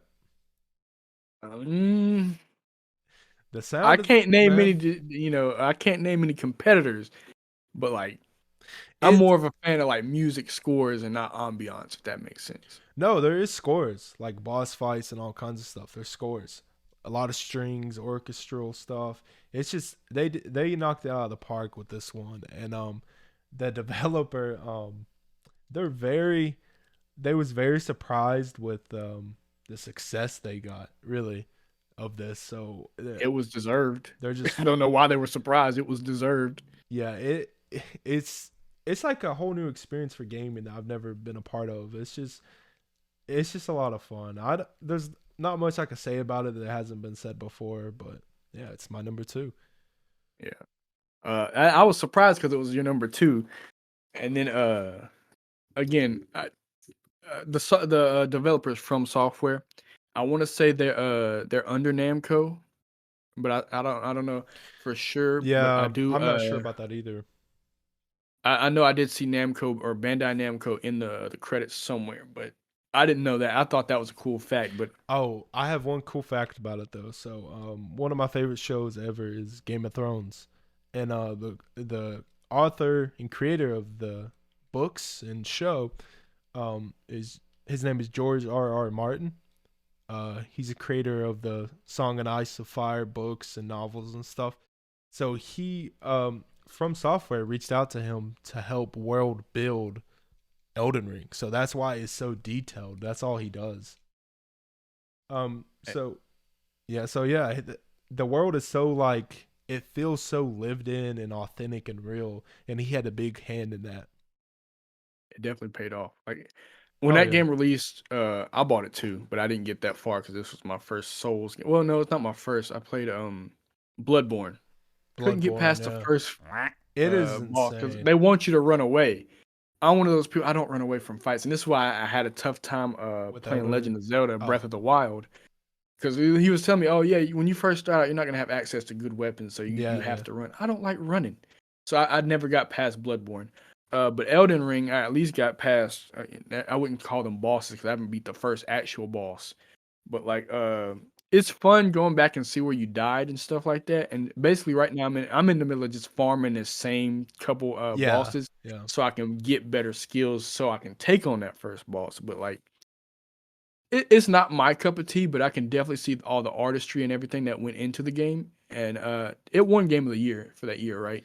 It did. It won over God of War Ragnarok, I was which about it definitely deserved Game of the Year if it didn't, because again, the time and effort that I could tell the team put into the game, and again, I have the PS4 version, he has the PS5, but even the PS4 version was great. right. And like, the graphics might not be the craziest thing, but that's how they're styled. The only one that's like really graphical is the Demon's Souls remake for the PS5. I had that game, but I never really I kind of gave up on it. I didn't really like how you're stuck in this or stuck there and have to keep redoing it. I like with Elden Ring, you could just go explore. There's no like, there's a clear storyline and like path to in the game, but you could get to everywhere at your own pace. You could go explore. This is a game that I think you'll find new things in for like a decade because they just put so much work into it. Yeah, I think my favorite story about Elden Ring was the guy let me solo her. He Oh actually got a yeah, yeah. plaque. Yeah, he actually got a plaque from software for helping players beat the game. Like the Yes. fan base here, and I think the fan base is what led them to get the multiplayer DLC or Yes. not multiplayer, but you're gonna be able to fight people. I think it was what not a tournament, but like it's a battleground. You can fight other Well, people or something yeah, like that. so that's already accessible. Some of the DLC coming is I think more world building and bosses Okay. and stuff, but like yeah, you could go to an arena and challenge people. Arena. Yeah. Yeah. So So I haven't done that yet, but people can invade you. Like if you have your world open, they can invade you. I Uh turned that off because I don't want to be invaded. But I yeah. did So the too. I fan did base too. Yeah. definitely carried the game on this one. I won't. I don't want to say carried because again, From Software deserve all the Oh credit my here. gosh, yeah. But this just is like one of those rare instances where it's like a game that just surpasses expectation and just sets the standard for years to come. It is, and it's just so unique because you'll just be exploring, and all of a sudden a dragon appears. It's just terrifying, but it's a great experience, and I look forward to what they come up with next. Dragging these nuts across your chin. Come on. Oh, I'm 2-0 right now. But Okay, it's number like that. one, Okay. number Wait, one. wait, wait, wait, wait. Before number one, Oh, honorable yeah, mentions. You're right. just go So ahead and give me all of them. Let's hear 'em. yeah. So again, I put this one, the first one, in my honorable mention because I didn't get to play it yet, but I've seen the game. Like I like to spoil games for myself, so I watch other people play them before I buy them, so I get my money's worth. It's kind of terrible, and I kind of do that with movies too. But Sonic Frontiers is Sonic. different. Okay. Sonic has been, in a bad place for a while. And this was the one game that changed people's mind, at least for now. Yes. So you got to give him credit for that. I'm not a fan of the screamo music, and Sonic has had like music is like what defines a Sonic series. So for them to watch the music, at least in my opinion, and not like have a enough variety, Right. that's a tally in the bad section for me. But I still have to get this game and try it out, and I love it for what it is. My second honorable mention, Persona 5 Royale. It's Persona 5, but you know how Persona likes to do. They've had the Persona 3 Festival Edition, Persona 4 Gold, and Persona 5 Royale. So it's the complete edition. They added new stuff, a different ending, new music, of course, and there's actually some new mechanics in the game. So just anytime Persona makes an addition to their games, you know it's going to be a good addition. And I mean, it's Persona, it's Atlas. Now, here's the thing: Sega owns Atlas, so you're like, oh, why is Sonic fucking up? But Atlas is straight. But Mm-hmm. Atlas has never, to my knowledge, at least released anything terrible. I've always Persona 5 Royale, honorable mention. I would love to put it at number one, but for number one is on my list as number one for a different reason. And this one's kind of a cheat. That's why I didn't put it on the list. But it was supposed to release last year. Legend of Zelda Tears of the Kingdom didn't release. You know it's not out. How is But that on your list? I'm going to explain that. So, just the work and effort that I see Nintendo putting into this game. It's kind of a personal vendetta for me because while Sonic Frontiers was being worked on, they showed nothing. They gave us nothing. And we were in a drought of news. I just love the fact that Nintendo, or at least the Zelda team here, is keeping us up to date. It was like, Yes. we're Yeah. terribly sorry the game didn't release when we said it. I promise you, we're really trying hard on this game. We're trying to make it better than what it was. And they're doing just that. Mm-hmm. They're doing everything they're supposed to do. They're telling us, updates here and there at these Nintendo Directs and stuff like that. They're adding new stuff. The game looks great. Yeah. And my thing Already. is they're Yeah. building upon the engine. So, there's going to be some world changes, but now we get a whole new dimension in the sky. There's more Yes. stuff to Yeah. Yeah. explore up there. And if it's what I think it is, because I said the title was going to give it away, that's why they didn't want to keep using the title. It's Tears of the Kingdom. Um, I'm guessing there's gonna be some stuff about Midna, or at Mm-hmm. least from what was it? I didn't. My first Zelda game was Breath of the Wild, so excuse me if I'm not up to snuff on the lore and stuff like that. But Midna from what is that game? Twilight Princess. I'm assuming it has something to do with that, or it could be from Wind Waker, not Wind Waker. The first Zelda game in the lore. I look so bad saying this, but No. again, I Yeah. get most of my knowledge from YouTube and stuff like that. There's a channel called Zeltic on YouTube. But Breath of the Wild is my first game, so it's definitely got me interested. And for to see them updating us on stuff like this, where the Yes. game's Yeah. at, giving us news, you gotta love that. And again, it was supposed to Yes. release last year, but it And didn't. But that because they're working on it. that's a great thing because like a lot of studios just delay and delay without any update. So with I'm all about an update if it's to better the game or product itself. So with them, each time there's like a little delay, they come out with a video of what they've been working on. So good on them, you know. I just love that transparency because again, Sonic Team did not do that, and I don't, they didn't earn that right to secrecy because they had been fucking up for so long. You know what I'm saying? And for the Breath of the Wild was great. It was a success. It, every game became open world after that. Kirby, Sonic, Mario, like Everything, yeah. all the platformers went open world because of Breath of the Wild. Mm-hmm. So they earned their right to privacy, but they're still updating us. I Yeah, gotta appreciate that. very transparent. That's good. So, do you want to do your honorable mentions, or you want me to do my number one? I'll do. I guess I'll do my honorable mentions as well. All right. So my first honorable mention is Stray, which is actually it was up for a bunch of awards this year. I don't know if it actually won any. I think it might have for I forget level design or something. But Stray, yeah, it's really good. It's just not. It's a cool, unique game where you play as a cat. You're a stray, and you're going through the city. It kind of looks like City of Tokyo. Not 100% sure, but I just wanted to shout that out. It didn't make my top 10, but I thought it was really unique and cool game. My second honorable mention is actually a Netflix game, which is crazy. I just found out this year that Netflix has games. So this one is called 12 Minutes, and it is a story game, voice act with my guy William Dafoe, the Green Goblin. You Excuse know, who? William Dafoe. Is I, Willem? Willem Dafoe. My bad. Damn. Willow. My bad. My bad, Mister Dafoe. I am very sorry for Oh mispronouncing. man. But yeah, he's acting in it, and it also has Daisy Ridley. She's from Star Wars. So, oh yeah, he made a face because yeah, he likes her. Yeah, she's But she's she bad. plays the wife, and I'm blanking right now who plays the husband, the main character, which is funny enough. I don't even remember. But it is a very good game, very unique.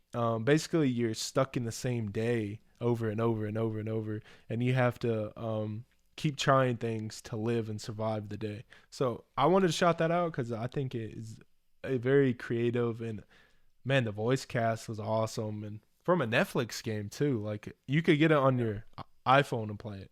Like I didn't know Netflix made games either. yeah, very Not made games, interactive. but had games because I don't think they're making them. Yeah, yeah. I think they fund the studio and stuff like that. And then how many did you do? I did three. Okay, so for my third one, okay, I have a few. Well, let me quickly shout out Animal Crossing because I think that's got to be a shout out for a lot of us during COVID and everything. We just stayed at home, changing our islands and doing stuff like that. So got to shout that out. But my actual last honorable mention is another Netflix game. Believe it or not, I'm not finished with it. This actually probably could have made my top 10 if I finished the game. It's called The Wonder, and basically you pass away and you wake up. No, you wake up and like you're in a sea of souls, like you're a soul, and you get picked up by this.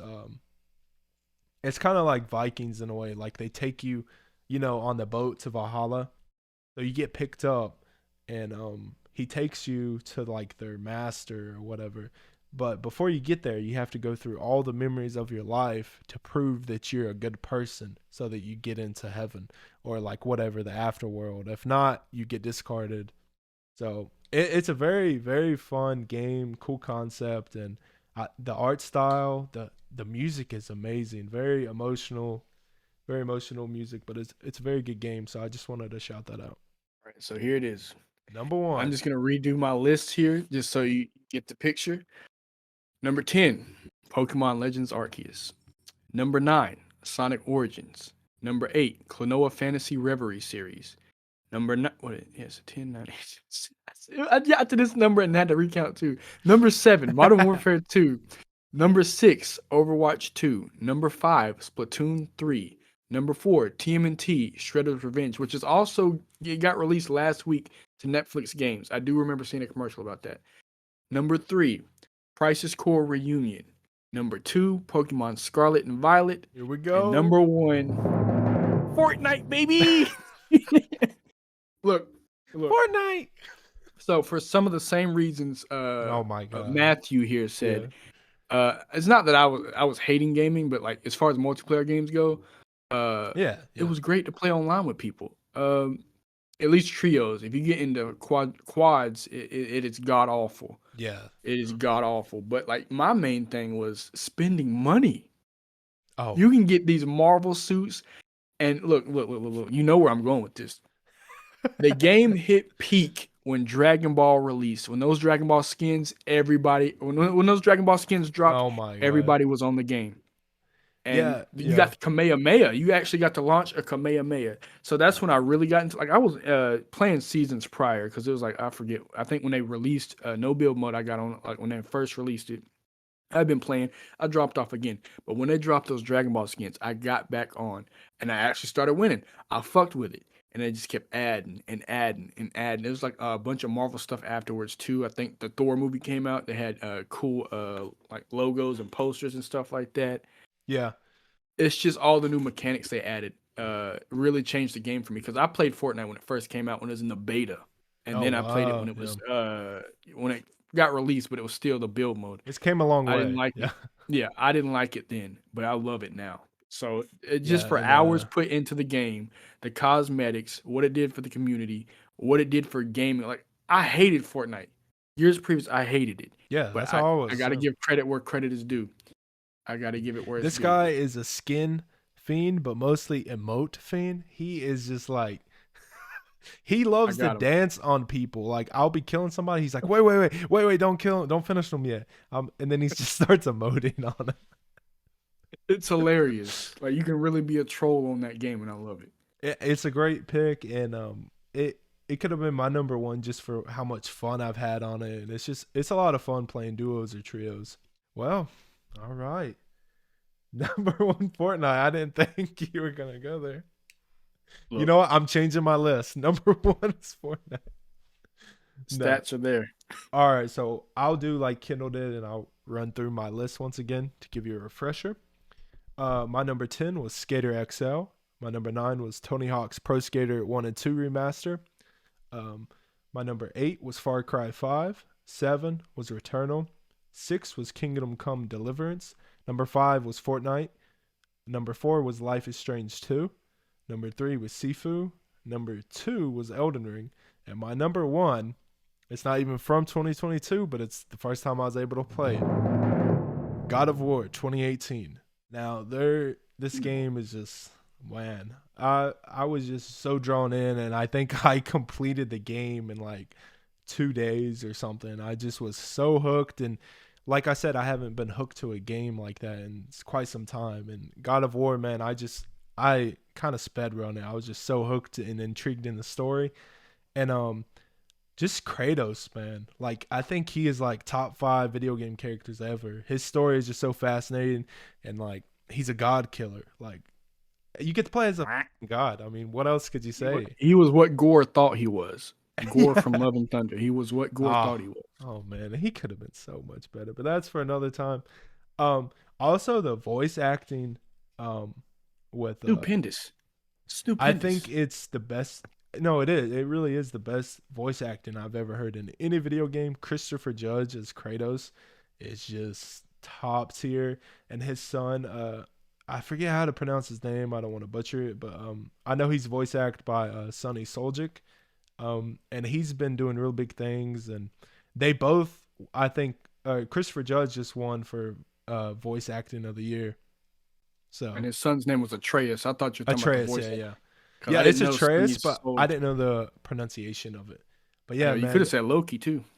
Yeah, I could have. I could have. Spoiler. No.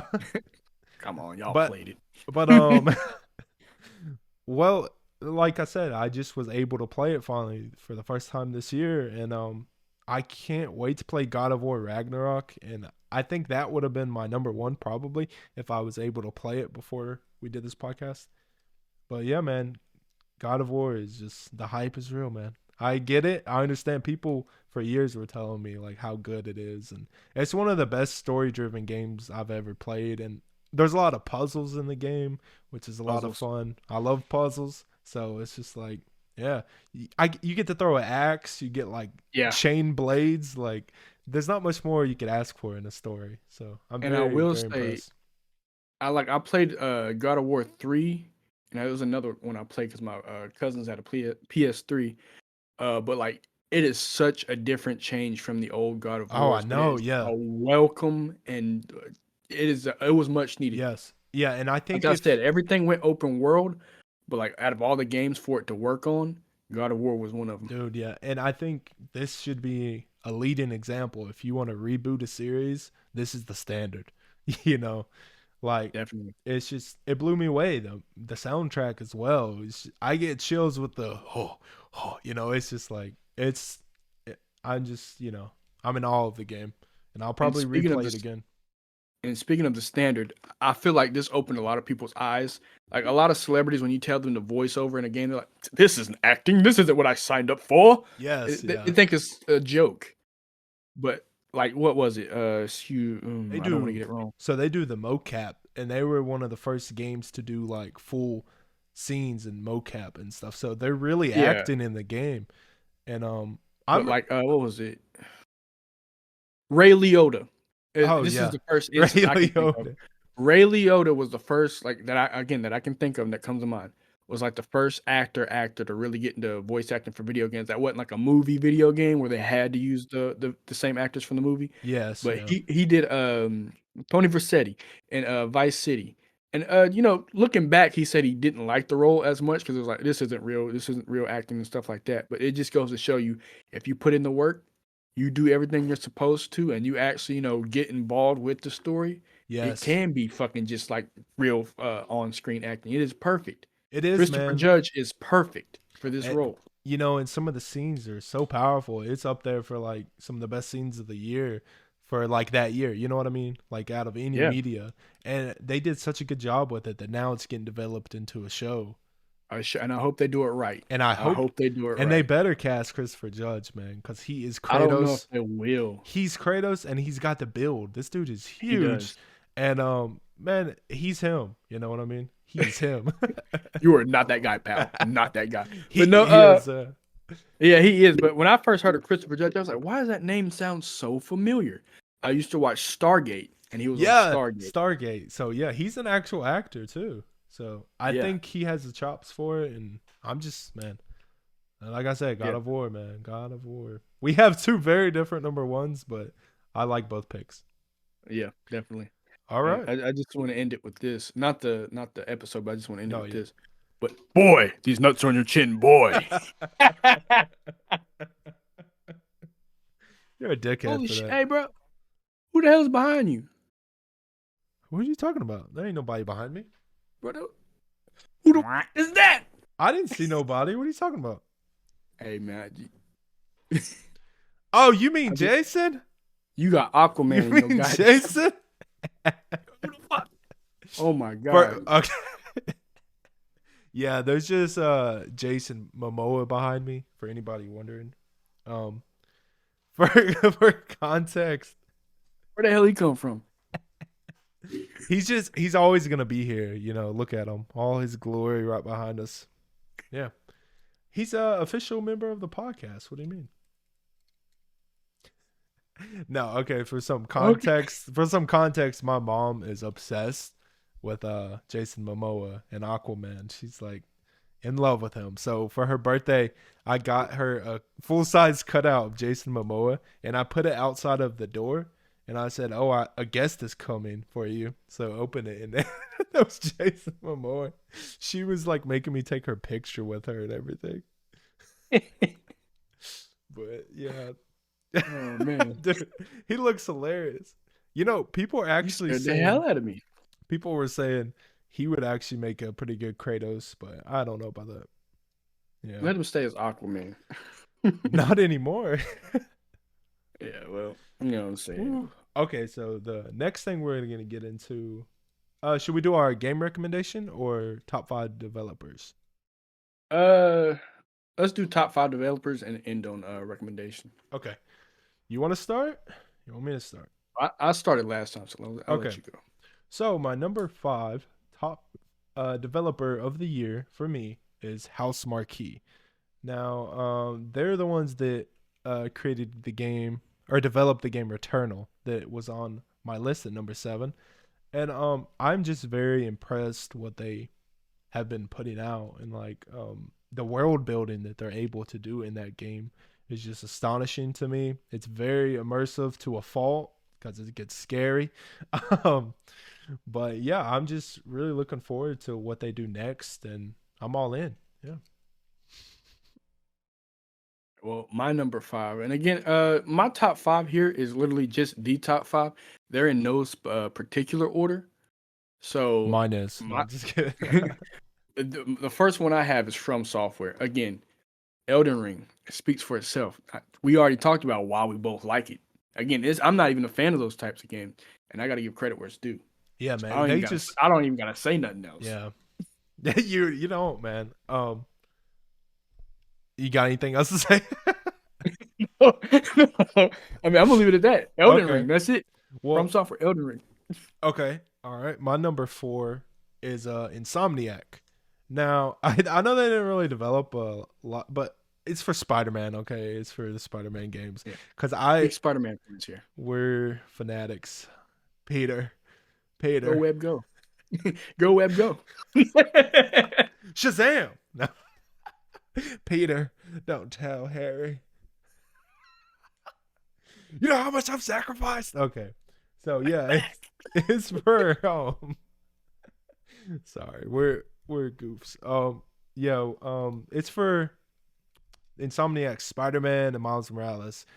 Now, I didn't really play them over again this year, but I just would get on them from time to time, and you just go swinging. You know, the game is so immersive, and for fanatics like us, it's a perfect Spider-Man game. It's all what we have always wanted from a Spider-Man game.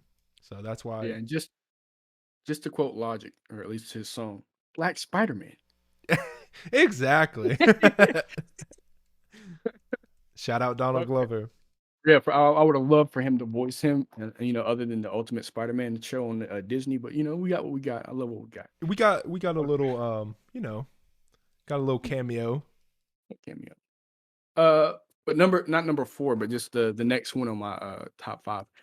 Atlas Sega. I say Atlas Sega because again, Sega owns Atlas, so to some degree, I have to credit Sega here. But Atlas, they made a promise a few years prior, saying that they were depending on how well Golden was perceived, Persona 4 Golden was perceived on Steam.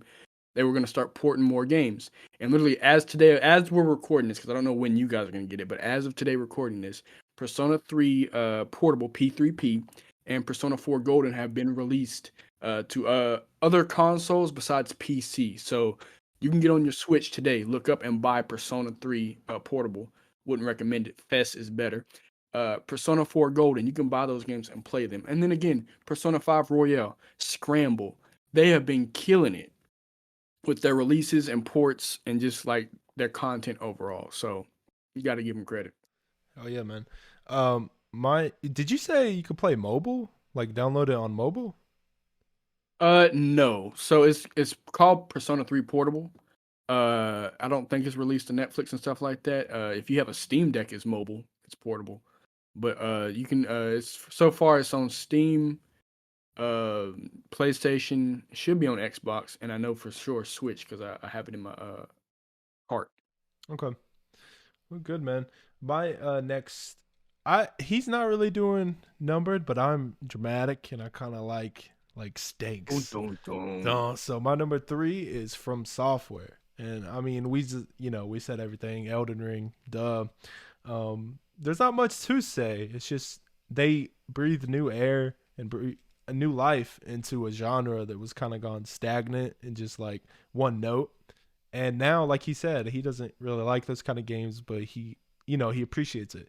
And it's Elden Ring really brought in a lot of new people into this type of genre, and they made it way more accessible, and they've done a hell of a job. Yeah. I remember when that game first came out, everything was all over like TikTok about it. people creating characters, just sharing. So Yeah, again, the yeah. fan base really sold it for me. The fan base is amazing. They created a bunch of stuff, a bunch of videos helping people out who have never played these games before, like me. I looked up specific builds and everything, and it was great. Yeah, same here. Same here. So my next one is Bandai Namco. No surprise, again, it was like Sony and Sega. Like Yeah. these are my brands. Yeah. But Bandai, we're getting a new Tekken. I mean, we're getting a new Tekken finally. But the main reason I put them on this list is for Klonoa. Like I said earlier, I didn't think we were gonna get that game, and we got it. I didn't even think they were listening to the people who said, "Oh, we want to re-release at least at the Hmm. bare minimum," and they gave us a full-on remake. And as a meme, I also seen this meme floating around. They remade Pac-Man World. I don't know who was waiting for that, but it released. If you wanted to play it, you can play it. It's on the Switch, as far as I know. It could be on PlayStation and shit too, but they released Pac-Man World 2.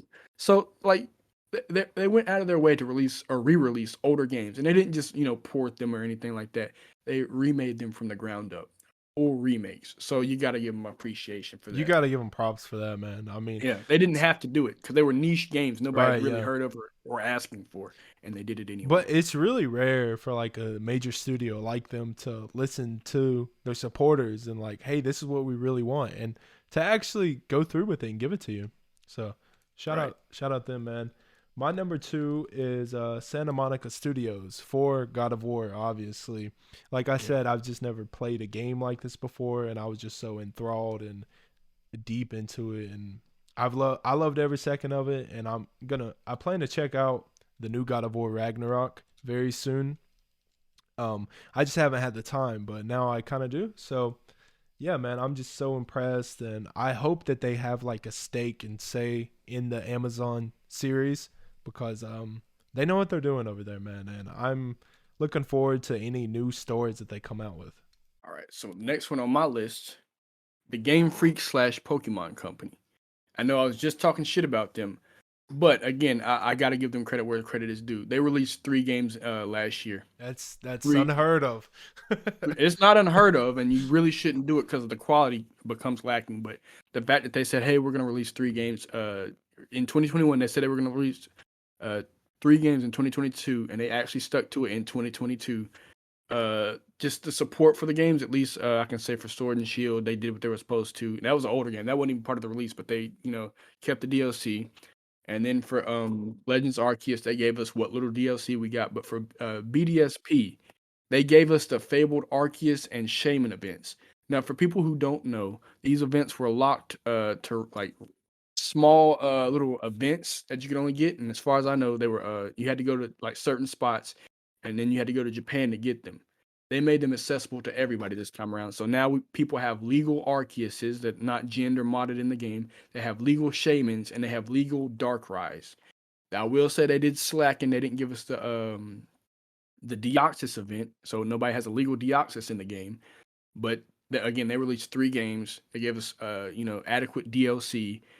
One of them was a game from the ground up that was open world, Scarlet and Violet. That was out of their element. Pokemon before Legends Arceus, and again, Legends Arceus is open zone, not even open world, but you can tell Legends Arceus was like the testing ground for Scarlet and Violet. So for them to go from turn-based RPG to open world, you got to give them credit. It is for a game that's not been open world, you know. So it's really it's a feat they accomplished, I would say.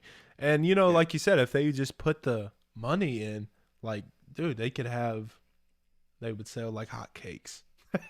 That's the thing. Even broken these games broke records. They sold 10 million. Yeah, so imagine, oh my god, really? Yeah.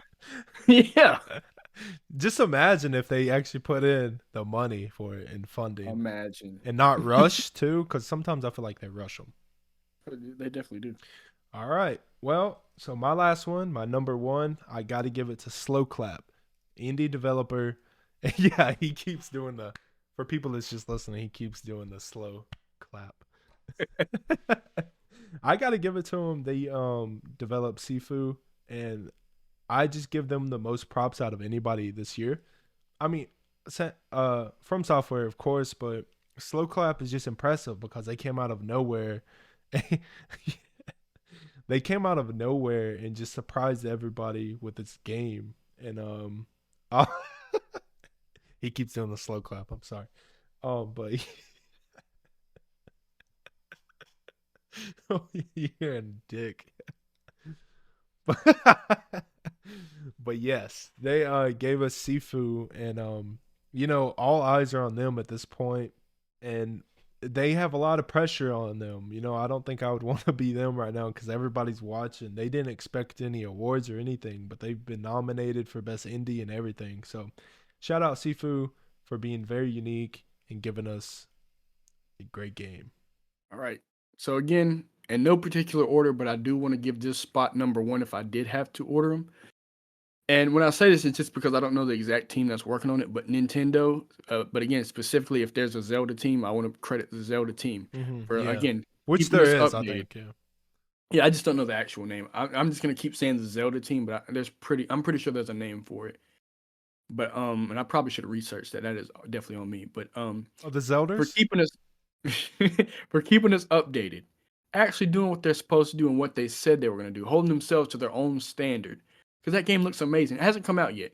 And again, it was supposed to come out last year, but they keep delaying it for our sakes. Mm-hmm. And I usually don't fucking, suck off a company this much, but like, bro, Breath of the Wild is great. And again, I've never played Zelda. I didn't like it. Like I said, I hate medieval stuff, and it's set in medieval like times. And I love Yeah, the fucking yeah, game. yeah. We're just gonna breeze past that. Okay. Yeah. He said he wants to suck the skin off. So, okay. I said I'm not sucking them off, but they definitely deserve their credit. Yeah, man. So, okay. I was just saying, like, yeah, being such a big company and being this transparent really doesn't happen that often, and it for big fans of Breath of the Wild, it's like great to see. Especially when you're Nintendo, they don't got to tell you shit, and they usually don't. But they're No, being upfront about this one. So, again, credit where credit's due. So, if I'm looking through my list though, and I had to give you a recommendation, wait let me one get back to second. the mic. Let's I'm tell people like if they didn't hear what we're doing. So with these like end of year lists, we plan on giving each other a recommendation. We mentioned this on the introduction podcast, but if you didn't listen to that or hear it, we're giving each other a recommendation based off of the topic of the day. So today was video games, so we're gonna give each other a recommended video game that person should play and check out, and then later in the episode we will discuss it, and it's mandatory. You have to check it out. Now, to be clear, not this episode when we actually finish the Right. games Yes. that we told each other to play. So that could be like 2 or 3 episodes later. But again, we will keep you updated. We will set aside a segment in the episode that we've had time to play it. We will set aside time and let you know our thoughts, our final thoughts if we finish the game, or just our thoughts and what we think of the game. Yes. So, okay, you go ahead. What's All your right. recommendation? So I kind of got two here, and it's really one. So if you don't want to buy a new game, I suggest you finish Sword and Shield. I Okay. think Yeah. you have Shield because I had Sword. So I suggest you play that just to get used to Pokemon. And I know the tutorial is like long and boring, but like, as a Yeah. new player, you kind of do need to hear it. For returning players, yeah, we had to sit through it, even though we know typings and stuff like that. Yeah, it sucked, but it is Yes. what it Yeah. is. They sell multiple. Pokemon is targeted for kids, even though adults play them. Kids get popped out. Kids are like, a self-sustaining resource. There's always going to be more new kids than there are adults. So they have to introduce and do tutorials, whether you like it or not. So if you don't want to go ahead and buy one, I suggest finishing Shield, Pokemon Shield. But if you feel like buying one, the game I recommend to you is, and this shouldn't be a shocker, Final Fantasy Crisis Core Reunion. I knew. You said you weren't gonna recommend it. I knew it. No, I'm saying I'm not going to single you out when I was going on my tirade about Crisis Core. I'm not singling you out because we're doing a podcast. We're also talking to the audience. Yes. But like, Yes. Yes. yeah. So I mean, I'm kind of singling you out now. So okay, but if you had to pick one for me to have to do, because like it's one. So Yeah, which one would you that's what I'm think? saying. So out of ease of access, finish Pokemon Shield because I know you have it. Okay. Yeah. Uh, So yeah, he actually bought me that for my Switch so we could trade and play together. But my drawback of the game was I didn't like how I couldn't just go off and do what I wanted. Like I had to sit there through all of this BS to me, and it didn't really draw me in. But now that I have to, I'm kind of glad you picked that one because I've been wanting to try it out again because I keep looking at it and I'm like, oh, it looks fun. So Well, I will say now you're at a disadvantage because the online got discontinued. So you can do raids online, but they're like for specific Pokemon, you can't get them anymore. So just be aware of that. I don't know if I bought you the DLC version with the DLC included, but you right, I don't don't have to buy remember. the DLC. You Well, don't have to buy the DLC to enjoy the whole game. yes, yeah. And the Pokemon series has overwhelmed me because like there's so many, and Yeah, I feel like if I play one, I'm have to catch them all. Play them you all. don't. But I grew up playing. I forget on my Game Boy. Like that's the only experience I ever had with Pokemon, and I can't remember which one it was exactly. Blue or I can't remember, but And I think you said it was a silver cartridge, so it'd have to be Pokemon Silver on the Game Boy Color. okay, yeah, that might have been it. But like I said, I'm happy you recommended that, and I'll definitely give it a shot. And we got to hold each other accountable, so we have to. So, all right, great choice, man. My recommendation for you is Sifu. Sifu. It's because Okay. you tried it at my house and you you really enjoyed it. So I think this game is made for you in a way. Like you love fighting and combat, and I think you like beat 'em ups too, don't you? Yeah, and old kung fu movies. Yeah, and I know you kind of like what is it, side scrollers? Is that what you say? Yeah. So there's definitely elements of that in here, like certain levels or conflicts you'll get to will be like you're in a side scroller. So I think that's a real cool element, and I think you'll really enjoy it. But if we're doing another recommendation, I would also recommend you play God of War 2018. And I'll let you know then. I've already started playing that, and I love what I've seen so far. I'm not too far in you it, have it already? but Okay. yeah, I think they gave it away for PlayStation Plus recently, or I either added it a long time ago to my catalog, and I just now Okay, got around to great, great. downloading it and playing it. Cool. I have a copy if you need it, so no excuses. But Yeah, I got it. so my recommendation would be God of War since you already have it, and I just think it's an amazing game, and I've never met anybody or talked to anybody that hasn't enjoyed their time with it. So that's my recommendation for you, sir. All right. So just to recap, this episode we went over top 10 games, or at least our top 10 list for games that we played last year. So that would be 2022. And we had honorable mentions. What else did we have? We had top 5 developers as well, Right, and our recommendation for each other. right. So, I mean, I don't know how long we've been recording, but I think that was a good discussion. We talked about Yeah, our favorite developers. Uh, you know, again, at least my list. I'll speak for myself. My list was a bit cliche, aside from like two or three entries. But I try to choose things. One, I try to stick with a 2022 time frame because I played a lot of stuff. But like, I know we initially said, "Oh, what did we play?" Mainly out of right. Yeah, 2022. yeah.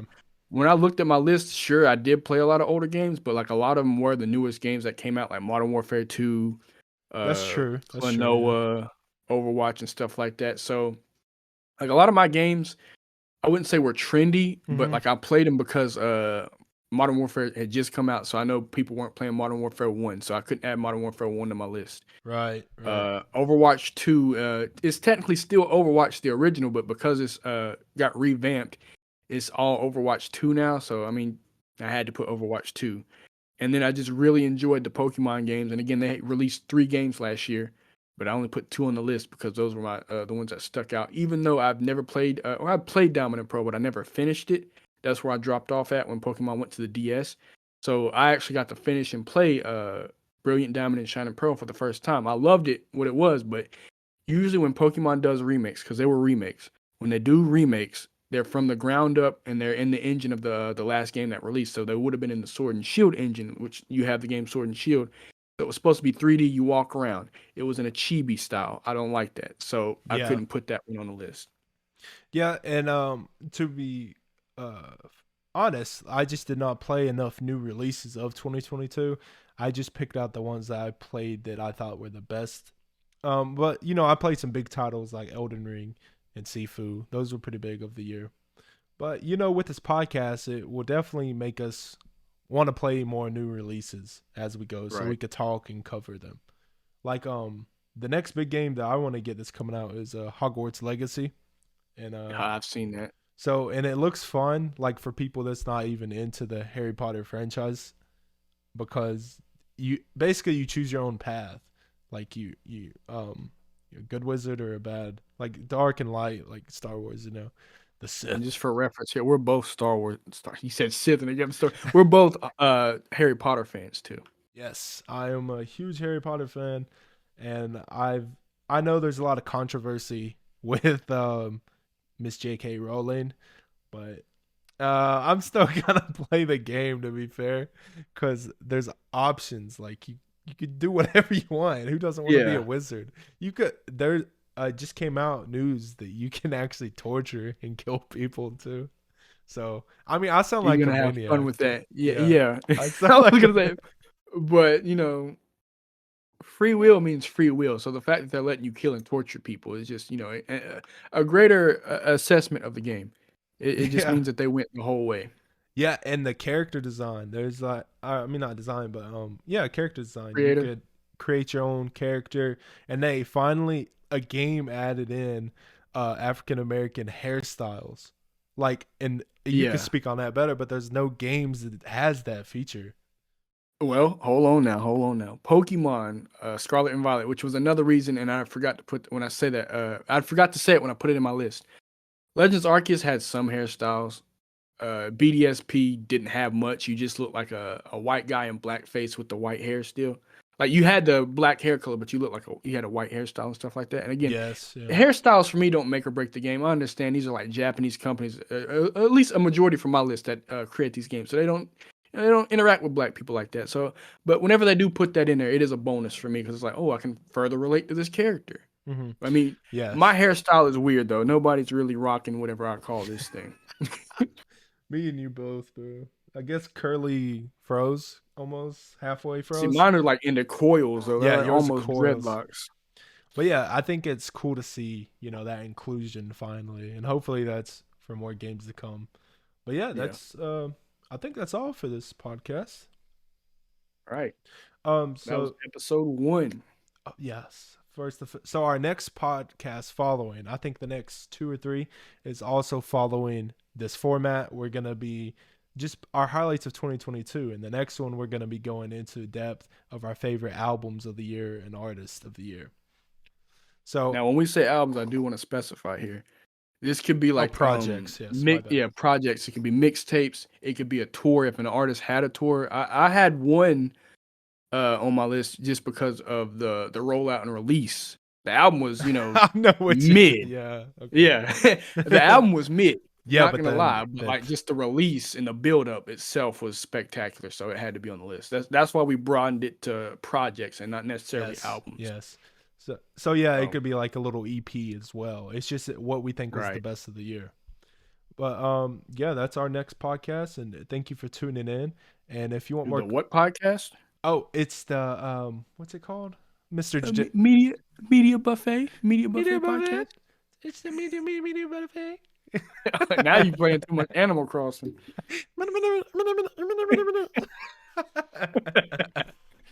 Hey, you owe me money. That's Mr. Tom. Well, thanks for tuning Oh in to man. the Media Buffet podcast, Media Buffet, whatever you want to say. No, but if you want more content from us, be sure to follow us on all of our socials at Media Buffet Pod. Um, Very simple, we're simple guys. Twitter, Yeah. TikTok, Instagram, everything, YouTube is Media Buffet Pod. We really wanted to make it simple for everybody to find us. And if you have any questions or concerns or suggestions for us, be sure to email us at mediabuffetpod@gmail.com. And thank you for tuning in. I know we kind of went on for a little bit, but we're passionate fellers. Yep. So, all right, that's it. Thanks for tuning in. Thanks for tuning in. Peace.